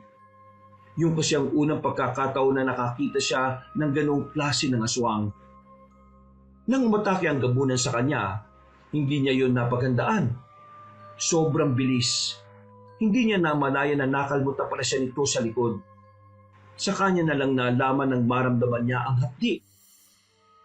Pagbabayaran mo ang pagdugi sa karangalan ng mga aswang! Nahawakan siya ni Gabo sa kwelyo at saka hinila ng malakas. Binalibag siya sa dingding ng bodega. Nalaglagan pa si Ramil ng mga nakapatong na galon. Hindi pa nakontento si Gabo. Hinila ulit ni Ramil palayo roon. Binalibag ulit sa kabilang banda. Sa mga oras na ito, alam na ni Ramil kung hindi siya gagawa ng kakaibang galaw, hindi siya makakaahon sa laban na yun. Tumingin siya sa paligid at naghahanap siya ng pwede niyang gamitin. Nang papalipit na ulit si Gabo, biglang dinampot ni Ramil ang bote sa gilid. Binato niya yun ng malakas at tinamaan naman ang gabunan sa muka. Sinamantala naman ni Ramil ang pagkakataon. Mabilis siyang bumangon at sinuntok niya ng ilang ulit ang mukha ng gabunan. Heto pa! Pagsuntok niya sa mukha nito, tuluyan ang tumilapon si Gabo sa mga galon. Pinutulog naman ni Ramil ang kanyang mga daliri sa liig, parang wala lang nangyari. Kinakabahan ako ng kaunti. Akala ko. Biglang nakabangon si Gabo at mabilis na nakalapit. Dinakma nito ang mukha ni Ramil. Nang maramdaman ni Ramil na humihigpit ang pagkakahawak ng aswang, sinipan niya naman ng malakas sa pagitan ng hita si Gabo. Dahil dito ay muling napadistansya si Gabo. Tila naramdaman nito ang ginawa ng binata. Basag na yung itlog mo! Hindi ka na magkakaroon ng anak, no? Ginagalit mo talaga akong mortal ka! Ilabas mo na ang lahat ng kaya mong gawin. Huwag nating tapusin ang gabing ito nang walang mawawala sa ating dalawa. Muling umatake si Gabo. Noong mga sandaling yon, alam na ni Ramil ang mga galawan ng aswang nakaharap niya. Nabasa na niya yon, kaya bawat lusob nito sa kanya ay madali niyang naiiwasan. Alam mo bang hindi ko pa nagagamit ang anting-anting na dala ko? Ano sinabi mo? Lahat ng ginagawa ko, wala pa sa kalahati ng meron ako. Mayabang ka rin ano? Pasensya ka na ha. Kahit ako rin naman eh. Hindi ko alam kung bakit ako nag-aangas sa laban na to. Hindi naman kasi ako mayabang eh. Pero pakiramdam ko, masarap ang ganitong ugali. Lalo na kapag aswang ang katapat. Si Ramil naman ang sumunod na umatake. Tinatag niya ng suntok ang kanyang kalaban. Sa mga naunang sandali ay nagagawa pang makailag ni Gabo. Hindi nagtagal, sumunod-sunod na rin ang tama nito. Bugbog sarado na si Gabo. Hindi na umuubra ang pagiging gabunan nito. Galit na galit si Gabo sa nangyayari. Hindi ito makapaniwala ng isang kagaya lamang ni Ramil ang magpapaluhod sa tuhod niya. Marahil nakakalabang ka ngayon. At kung sakaling mapaslang mo man ako ngayong gabi, hindi ka naman uubra sa pinuno ng mga aswang. Walang-wala ka sa kanya. Hindi ka tatagal kahit na 1 minuto. Kahit anong sabihin mo, kailangan mo nang tanggapin ang katotohanan na mamamatay ka na. Mababawasan na ang mga aswang na nagdudulot ang perwisyo sa mga tao. Lalong-lalo na sa mga buntis. Pagbabayaran mo na ngayon ang lahat ng kasalanan mo sa mga sanggol.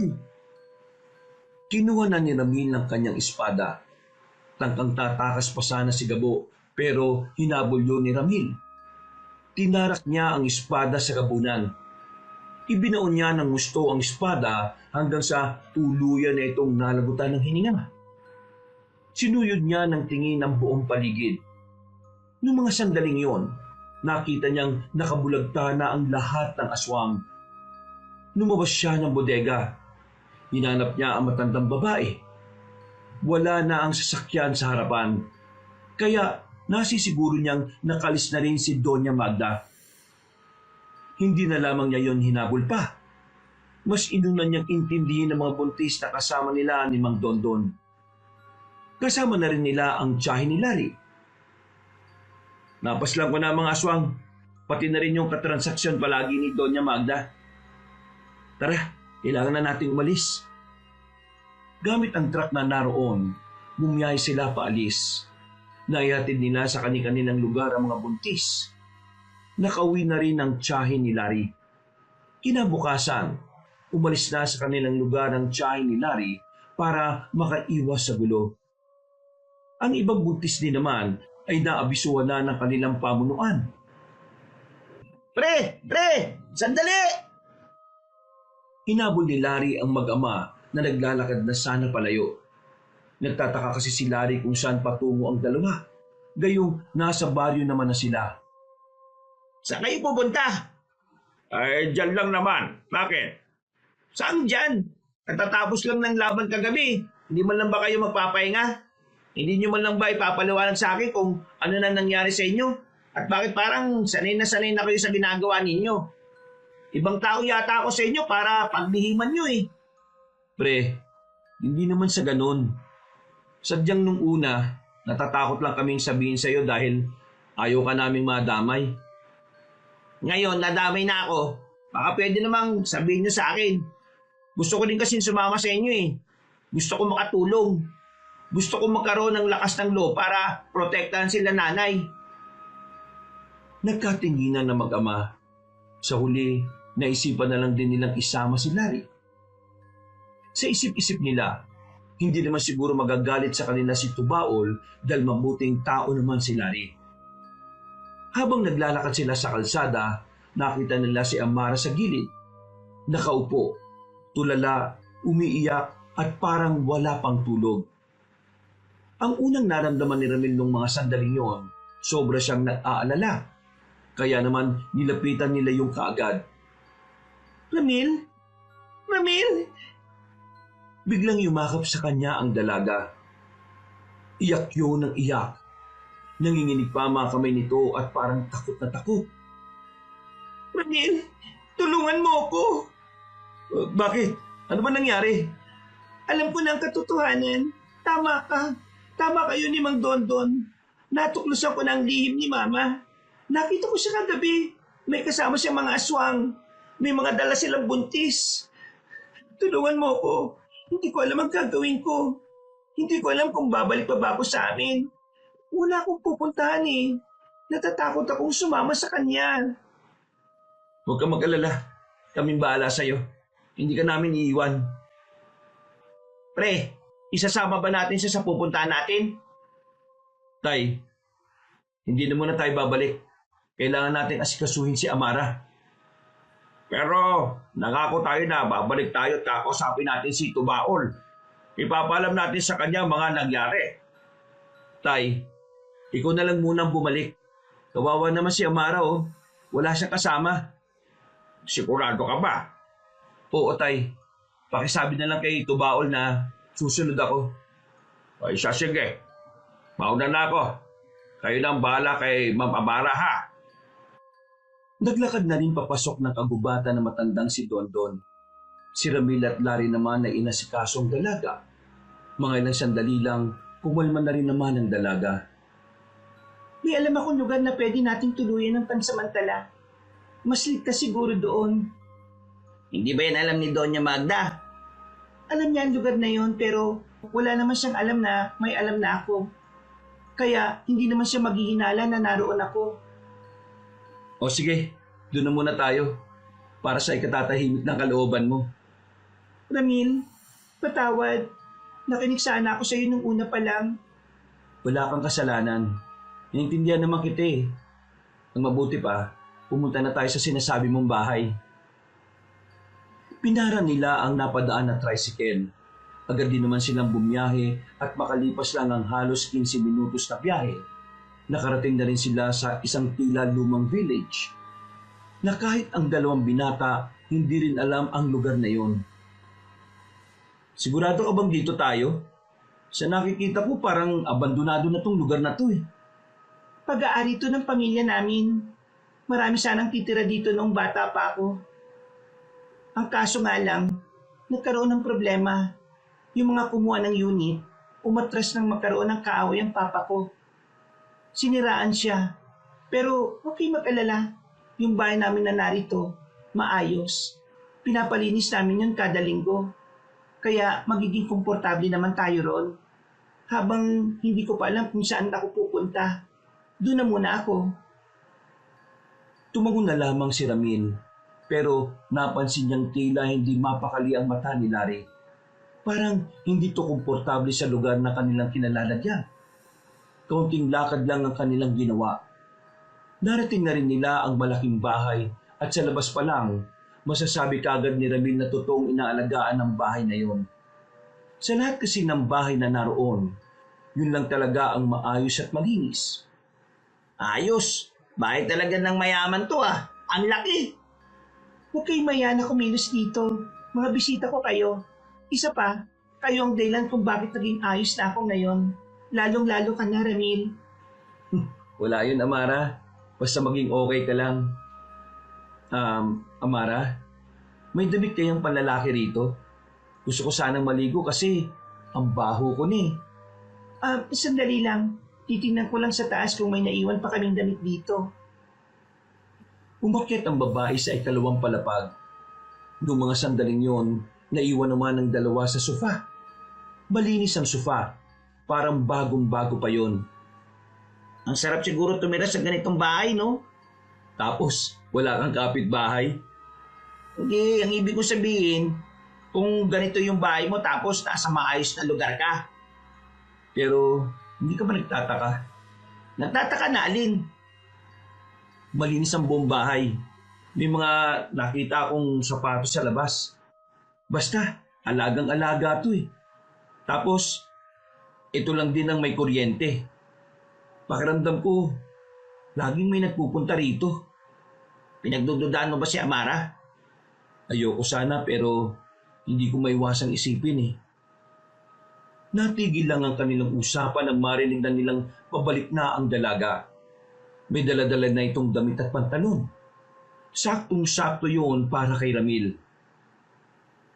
Damit ito ng pinsan kong nagbabakasyon dito. Pagpasensyaan mo na, ha? Hindi. Ayos lang naman eh. Susutin ko pa rin. Maraming salamat Kinuha ni Ramil ang damit. Naglakad na siya para magtungo sa banyo. Pero sa halip na sa banyo siya pumunta, sinubukan niyang gumala sa malamansyon na bahay na yun.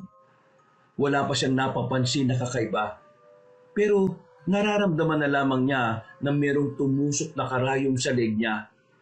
Nang bunutin niya yon, doon na niya naramdaman ang pamamanhid ng kanyang buong katawan. Bago siya nawalan ng malay, nakita niya pa si Doña Magda. Malabo ito sa paningin niya pero kilalang kilala niya ang tinig nito. Nawalan ng malay si Ramil. Paggising niya ay nakatali na siya sa upuan. Katabi niya ang kaibigang si Lali. Nasa loob sila ng isang silid na malawak at wala man lang kahit na anong gamit. Pagtingin ni Ramil sa paligid, naroon si Doña Magda, pati na rin ang anak nitong si Amara. Amara, anong ibig sabihin nito? Hindi mo pa ba nagigets? Niloko mo lang ako? Bakit? Ang galing ko bang umarte? Nung nakita ka namin sa kalsada hanggang dito, lahat ba yun palabas mo lang? Exactly. Ano akala mo sa akin? Papayag na maging kaibigan ng hampas lupang kagaya mo? Pareho lang din pala kayo ng nanay mo. Akala ko nung una mabuti kang tao hindi pala. Hoy, huwag ka makisabat. Hindi ka kasali. Yung pagkakaibigan natin, palabas lang din ba yon? Malamang. Gusto mo bang malaman kung bakit kita kinaibigan? Kasi gusto kitang ipakain sa alaga kong mga sigbin. Ang kaso nga lang, nung dumating na yung tamang oras ng gutom nila, bigla ka naman nawala. Napakasama mo. Hindi ko inakala na masama ka rin nilalang.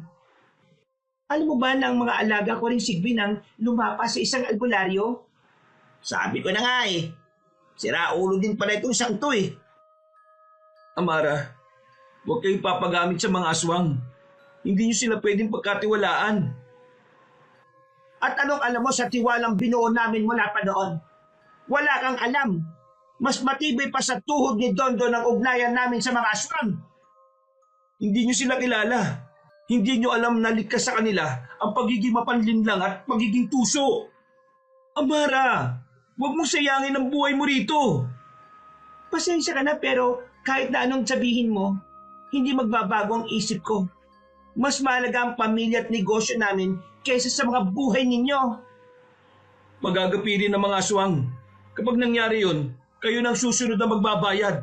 Kaya hanggat maaga pa, Isang malakas na sampalang binigay ni Doña Magda kay Ramil. Ang kapal ng pagbumukha mo magsalita ng ganyan. Palibhasa, hindi mo naranasang maging kagaya namin kaya wala kang alam sa koneksyon at yaman. Ano sinasabi mong magagapi rin ng mga aswang? May ideya ka ba kung gaano ka bang isang pinuno nila? Wala! O baka gusto mo siyang makaharap ngayon? Totale, nandito rin naman siya. Isang matandang lalaki ang pumasok sa silid. Nakasuot ito ng pangpormal. Merong tabako sa bibig at maraming alahas sa daliri. Sa pagkakasuri ni Ramil, halatang malakas ang impluwensya ng matandang yon sa probinsya nila. Magandang gabi sa iyo, Magda. Ang formal mo naman, kumpare. Parang hindi naman tayo malapit sa isa't isa. Siya nga pala. Ito ba ang lalaking si Ramil? Opo, Don Ruel. Siya nga po. Siya po ang pumaslang kay Gabo. Ikaw ang pumaslang sa anak ko? Oo, ako. Alam mo kung bakit? Kasi mahina ang anak mo. Tama ka. Ha? Tama ka na mahina ang anak ko. Matigas din ang ulo. Sinabihan ko na kasing mag-aral kung paano makipaglaban ng tama. Pero hindi siya nakinig. Ngayon, patay na siya. Wala akong pakialam kung hindi siya nakinig sa inyo. Pero kahit na ganon si Gabo, mahal na mahal ko ang nag-iisa kong anak na yon. Kaya alam mo ba kung hanggang saan ang galit ko nang malaman kung wala na siya? Hanggang impyerno! Biglang nanlisik ang mga mata ni Don Ruel at tinuwakan ng mahigpit ang mukha ni Ramil. Kitang-kita sa mata ni Don Ruel ang walang kapantay na galit. Hindi ako nagsisisi sa ginawa kong yun. At kahit napatayin mo ako ngayon, mamamatay ako nakangiti dahil nakita ko kung paano ka magdusa sa pagkawala ng anak mo. Isang malakas na sampal ang inabot ito kay Doña Magda. Sasampalin din sana ito ni Amara pero inawat na sila ng matandang si Ruel. Kumalma si Don Ruel. Inayos nito ang kwelyo at mahinahon na nagsalita. Gusto ko mahanap ang kanyang ama. Gusto kong maramdaman niya rin kung ano ang pakiramdam na mawala ng minamahal sa buhay. Ipahanap mo siya, Doña Magda. Magpasama na rin sila sa mga bata ko para mas madali nilang mahuli. Narinig mo yon? Mawawala ang ama mo at mararanasan mo rin ang ginawa mo. Hindi ako kinakabahan. Hindi nila kakayanin ng ama ko. Managinip na lang kayo ng gising. Iho, mukhang kulang ka sa impormasyon tungkol sa akin. Mas mainam siguro na bago mo pinasok ang gulong ito, ay kinilala mo muna ako. Sa mga sandaling ito hindi na nakapagsalita ang lalaking si Ramil. Hindi niya alam kung bakit parang bigla na lang dumalo yung kaba sa kanyang kalooban. Lumabas sa matandang si Ruel. Sumunod naman si Doña Magda. Aalis na rin sana si Amara pero tinawag niya pa ito. Sandali lang. Ano? Hindi ka ba kontento sa nangyayari sa iyo ngayon? Gusto mo pa ba lalo madismaya? Alam kong hindi ka naman likas na masama eh. Sa kabila ng lahat, tao ka pa rin. Kaya sana, kaunting tsansa, maramdaman mo pa rin ang kabutihan sa puso mo. Kung umaasa kang pwede ako maging mabuti gaya mo, nagkakamali ka. Bata pa lang ako, Ramil. Wala nang ibang mas mahalaga sa akin kundi ang pamilya at pera. Kaya wag mo nang tangkayin na lasunin ang utak ko. Mabibigo ka lang. Huwag mo nang kausapin yan, pre. Wala kang mapapala dyan. Inborn pagiging demonyo ng babaeng yan. Nagtatago lang sa kagandahan at kapangitan ng tunay na pagkatao. Tao ka nga, pero kasing sahol mo naman ang aswang. Kapag nagbagong isip mo, kahit na anong oras, handa kitang pagkatiwalaan uli. Ngumisi na lamang ang dalaga. Pinagtawanan lang nito ang mga sinabi ni Ramil. Aminadong binata na may parte ng kanyang sarili na nalulungkot para sa dalaga. Masyado kasi siyang umasa na hindi yung gaya ng ina nito. Makalipas ang ilang oras, sumapit na rin ang kinagabihan. Biglang may mga pumasok na lalaki sa silid. Amoy pa lang, alam na ni Ramil na mga aswang ang mga yun. Kinuha siya nito. Marahas, puwersahan. Si Larry naiwan. Bakas ang sobrang pag-aalala sa mukha nito. Saan niyo ako dadalhin? Walang sumasagot sa mga yun. Kinaladkad lang siya sa pasilyo. Isang pasilyo na hindi niya alam kung saan. Napansin niyang ibang lugar na pala ang kinalalagyan nila. Ipinasok siya ulit sa kulungan. Pero sa puntong yon, may mga kasama na siyang 3 lalaki. Malalaki ang katawan.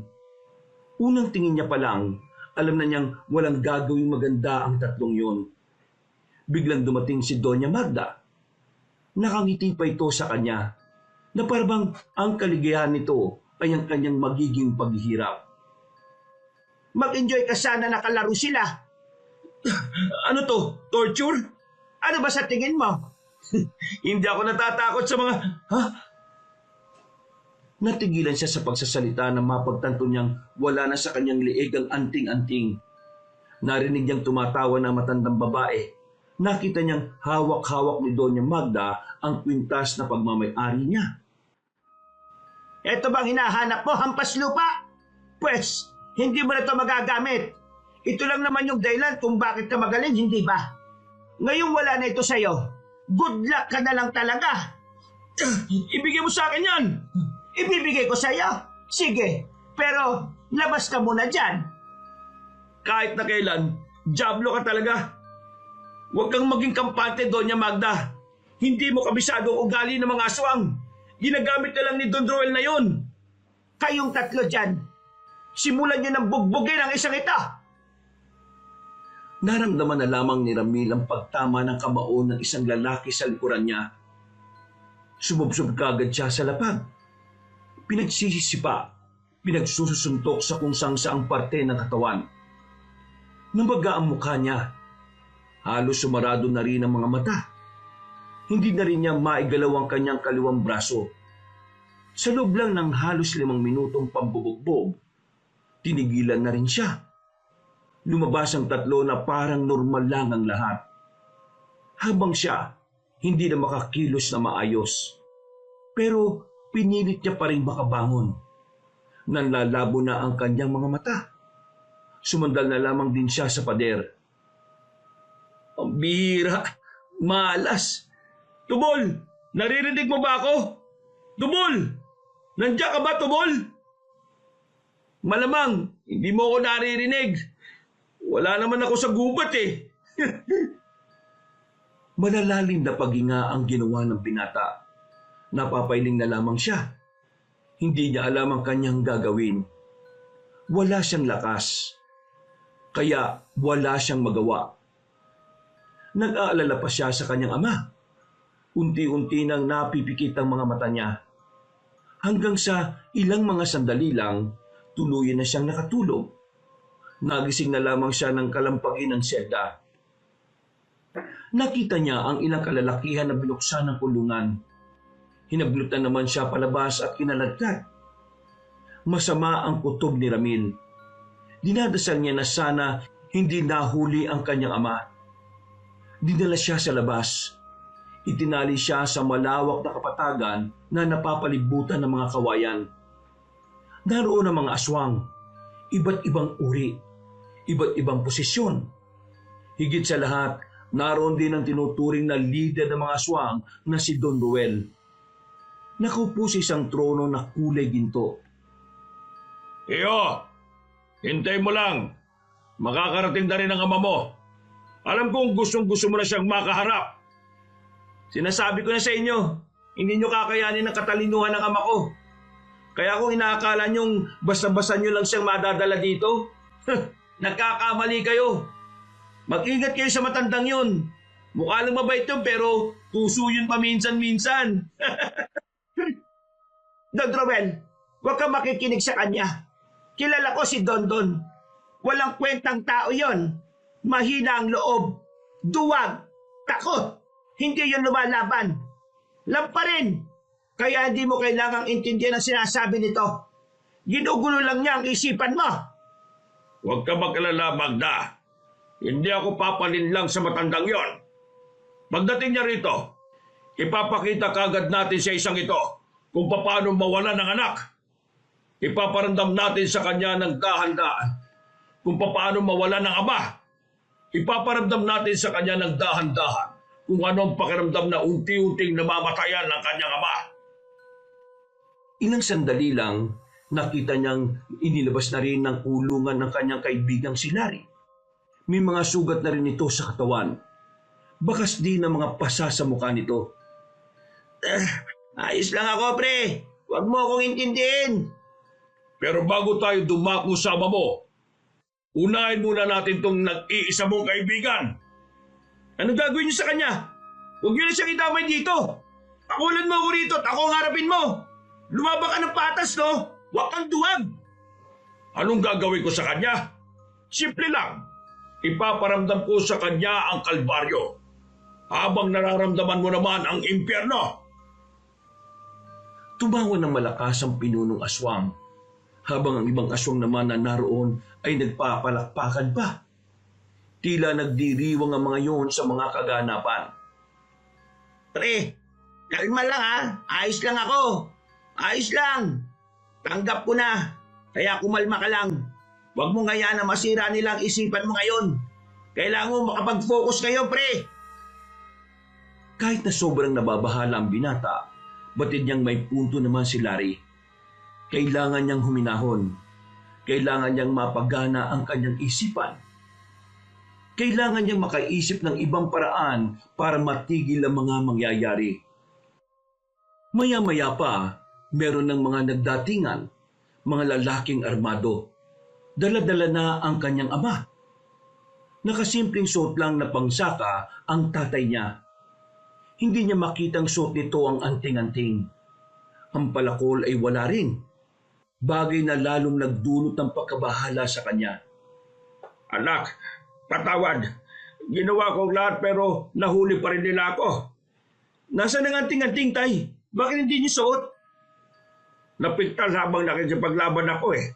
Nahulog sa ilog. Well. Sa wakas, nagkasama na rin ang mag-ama. Kaya ngayon, sisimulan na natin. Para may kaunting excitement, iibay natin ang kaganapan ngayon. Kailangan mong mamili sa dalawa kung sino ang ililigtas mo. Isa sa kanilang mamamatay at isa sa kanila ibabalik ko muna sa kulungan at may tsansang makalaya. Depende kung matatalo mo ko mamaya sa laban. Siraulo ka ba? Paano kita matatalo kung nakagapos ako dito? Mamili ka na kung sino sa kanilang ililigtas mo. May kilang ang pasensya ko kaya sana ay huwag mong ubusin. Si Larry ang piliin mong iligtas. Matanda na ako, Ramil. Kakaunting oras na lang ang meron ako rito sa mundo. Si Larry, marami pa siyang pwedeng gawin. Marami pa siyang pangarap na pwedeng matupad. Pare, piliin mo si Mang Dondon. Magkama kayo, isang pamilya. Palagi mo uunahin ang pamilya mo. Kaibigan mo lang ako, pre. Kahit anong oras, pwede kang makahanap ng kaibigan. Pero ang ama, hindi. Kaya, ayos lang ako, pre. Tanggap ko na rin na magiging kapalaran ko. Hindi. Ikaw dapat ang makaligtas, Larry. Mas kailangan ka ng pamilya mo. Malulungkot sila kapag nawala ka. Ang tingin mo, hindi malulungkot si Ramil kapag nawala ka? Tama na ang trabahan. Bumili ka na, Ramil. Nauubos na ang pasensya ko. Sige na, pre. Piliin mo na tatay mo. Tumingin si Ramil kay Mang Dondon. Tumango ito sa kanya. Bigla itong sumenyas gamit lang ang pakindat nito. Sa puntong ito, nakuha na agad ni Ramil ang ibig sabihin ng ama. Pinipili ko si Larry. Siya ang gusto ko mabuhay. Sigurado ka ba? Wala kang pakialam sa tatay mo kung mamamatay. Kagaya nga na sinabi niya, matanda na siya. Siguro, panahon na para siya naman na magpahinga. Ano pinagsasabi mo, pre? Ikaw ang pinili ko. Kaya kapag nakalis na tayo rito, magpakabuti ka na, ha? Mabuti naman ako, pero anong ginagawa mo, siraulo ka? Sige na, simulan na natin ang pagpapahirap sa isang yan. Kinablot na ng mga aswang ang matandang si Dondon. Akmang lalatiguhin na sana ito ng isang aswang nang biglang nagpaputok ng baril ang mga armadong lalaki. Pinagbababaril ng mga yon ng mga aswang na nasa paligid. Gulong-gulo ang mga aswang at sila Doña Magda. Ano akala nyo sa akin? Tanga! Sinabi ko naman kasi sa inyo eh. Ayaw nyo makinig eh. Nagkagulo na noong mga sandaling yon. Nagpulasa na ang mga aswang. Nagkanda labo-labo. Agad din naman siyang pinatakas ng kanyang ama. Sinunod naman nila si Larry. Mga taga-ibang baryo ang kasama ko. Natalo namin yung mga aswang at armadong lalaki na nagtangkang manghuli sa amin. Kayang-kaya natin silang palagan. Tay, wala sa akin ang sandata ko eh. Yung anting-anting ko naman na kay Doña Magda. Para ko sa bumalik sa iyo mga sandata mo. Ipikit mo ang mga mata mo at isipin mo ang pakiramdam nung una mo siyang nahawakan. Parang ganito. Sa isang iglap lang, mula sa madilim na parte ng lugar, lumipad papunta kay Mang Dondo ng palakol nito. Hindi na nagsayang ng oras ang binata at ginawa na rin niya yun. Napangiti na lamang siya nang mahawakan ng kanyang espada. Nakaramdam siya ng kakaibang enerhiya. Dahilan para mawala ang lahat ng sakit ng katawan niya. Tila ba naghilom lahat ng sugat niya. Sandali lang, tay. Hahanapin ko lang si Doña Magda. Sige, yung pinuno naman nilang haharapin ka. Lani, samahan mo ako. Walang sinayang na sandali ang binatang si Ramil. Hinagilap niya agad ang matandang babae. Tinutukan niya ng espada si Doña Magda. Gusto niya sana itong paslangin pero kahit na papaano ay may natitira pa rin naman siyang awa para dito. Kaya sa halip na patayin ay kinuha na lamang niya ang kwintas.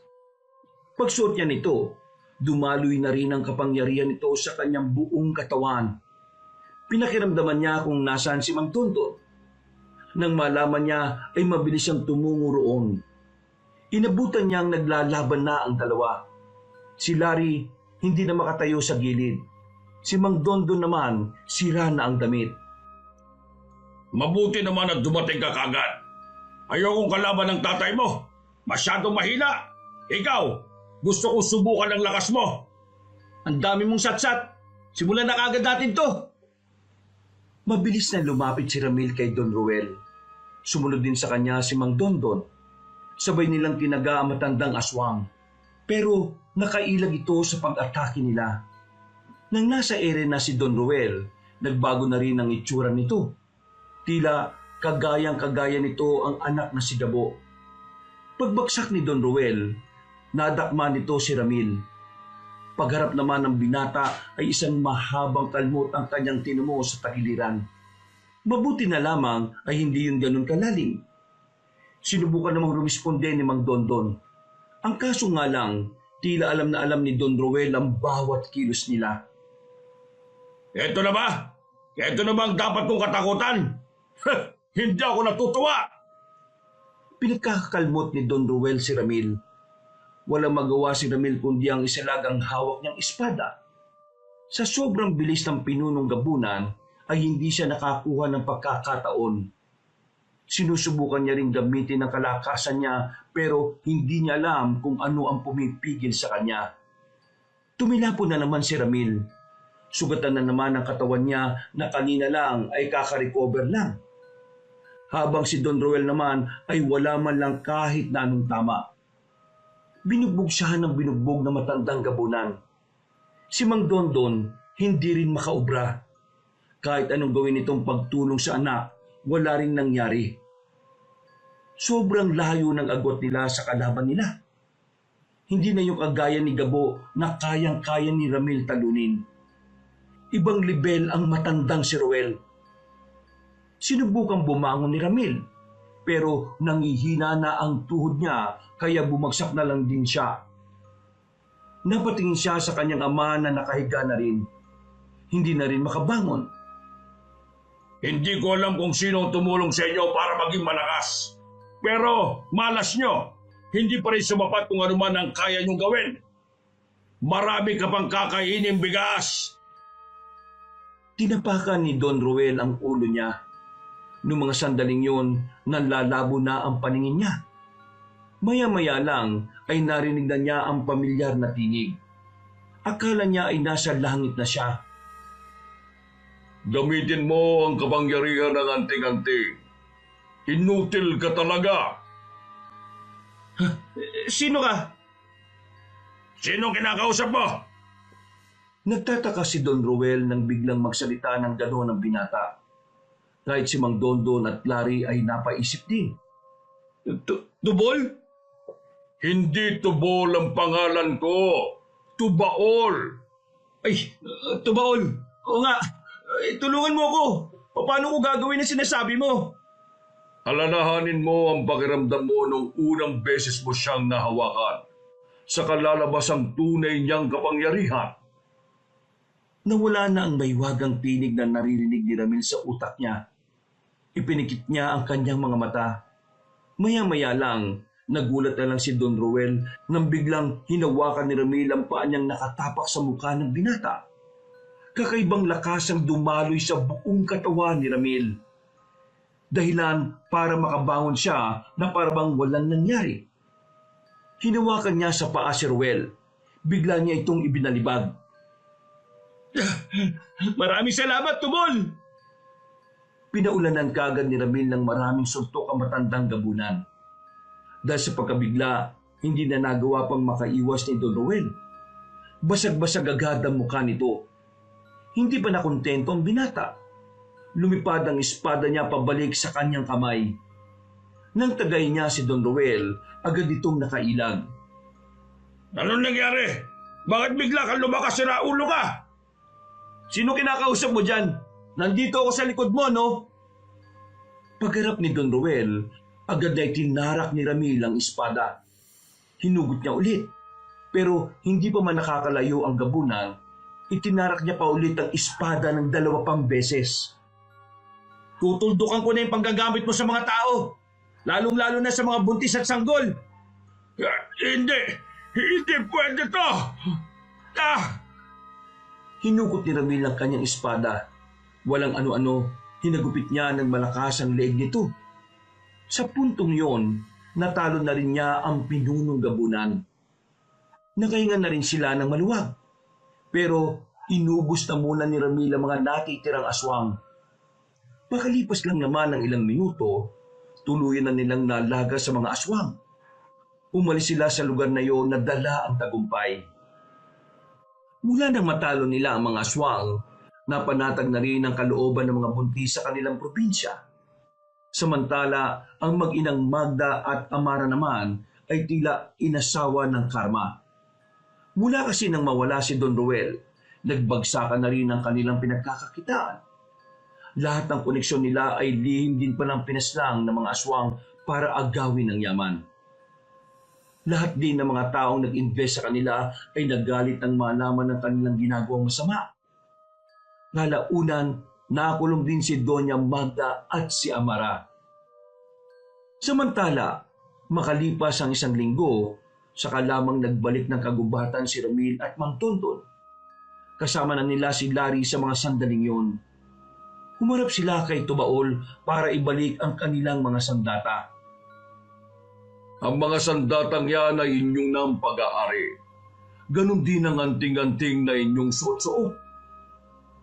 Tumaol! Gusto lang naman naming mamuhay ng mapayapa eh. Mukhang hindi na namin may tutuloy pa ang tungkulin namin. Naiintindihan ko ang inyong desisyon. Ganun pa man, labis pa rin akong nagpapasalamat sa inyo. Tinalo nyo ang kasamaan. At bilang pagtupad sa aking pangako, ipagkakaloob ko ang inyong gantimpala. Noon ay nasabi nyo na nais nyo ng maginhawang buhay. Kaya, Hindi na, Tubol. Tubaol nga ang pangalan ko. Teka. Nasaan ba yung nagsasalita? Siya mismo ang kagubatan. Hindi nyo tinatanggap ang gantimpala? Hindi. Napagtanto namin ni tatay na higit pa pala sa gantimpalang dahilan kung bakit namin ninais na maipanalo ang laban. Ang makitang nasa kapayapaan ang lahat para sa amin, panalo na kami ron. Maraming salamat din sa tiwalang ibinigay mo sa amin, kahit na hindi namin nakikita. Narito lang kami para isauli ang mga sandata. Hanggang sa muli, kaibigang Tubol. Tubaol nga! Yun ang pangalan ko! Biglang humangin na malakas. Napangiti na lamang ang mag-ama. Matapos ang kanilang pag-uusap ay umalis na rin sila roon. Habang naglalakad nang makarating na sila sa baryo, isang matandang lalaki ang nakabanggaan ni Ramil. Tumingin lang yon sa kanya at ngumiti. Naglakad na rin agad yon at hindi na lumingon pa. Pagdating nila sa bakuran nila, merong nakapa si Ramil na susi sa kanyang bulsa. Pagpasok naman nila ng bahay, naroon ang isang baul. Kahit tinanggihan na natin, mabait pa rin talaga si Tubol sa atin no? Nandito na to eh. Di, sa atin na to. Binuksan nila ang baul. Bumungad sa kanila ang mga ginto na naroon. Nagliliwanag yon. Nakakasilaw. Mula noon, naging maayos na rin ang kanilang pamumuhay. Naging maginhawa ang kanilang pananatili sa baryong yon. At bilang pasasalamat, hindi nila sinarili ang yaman na ibinigay ng kaibigang Bathala. Dahil ang kalahati nito ay minabuti nilang ihandog na lamang sa kanilang barangay. Sa mga sumunod na taon, wala nang aswang ang namataan sa kanilang probinsya. Lahat ng mga taga roon ay namuhay na rin sa kapayapaan at katahimikan. Wakas,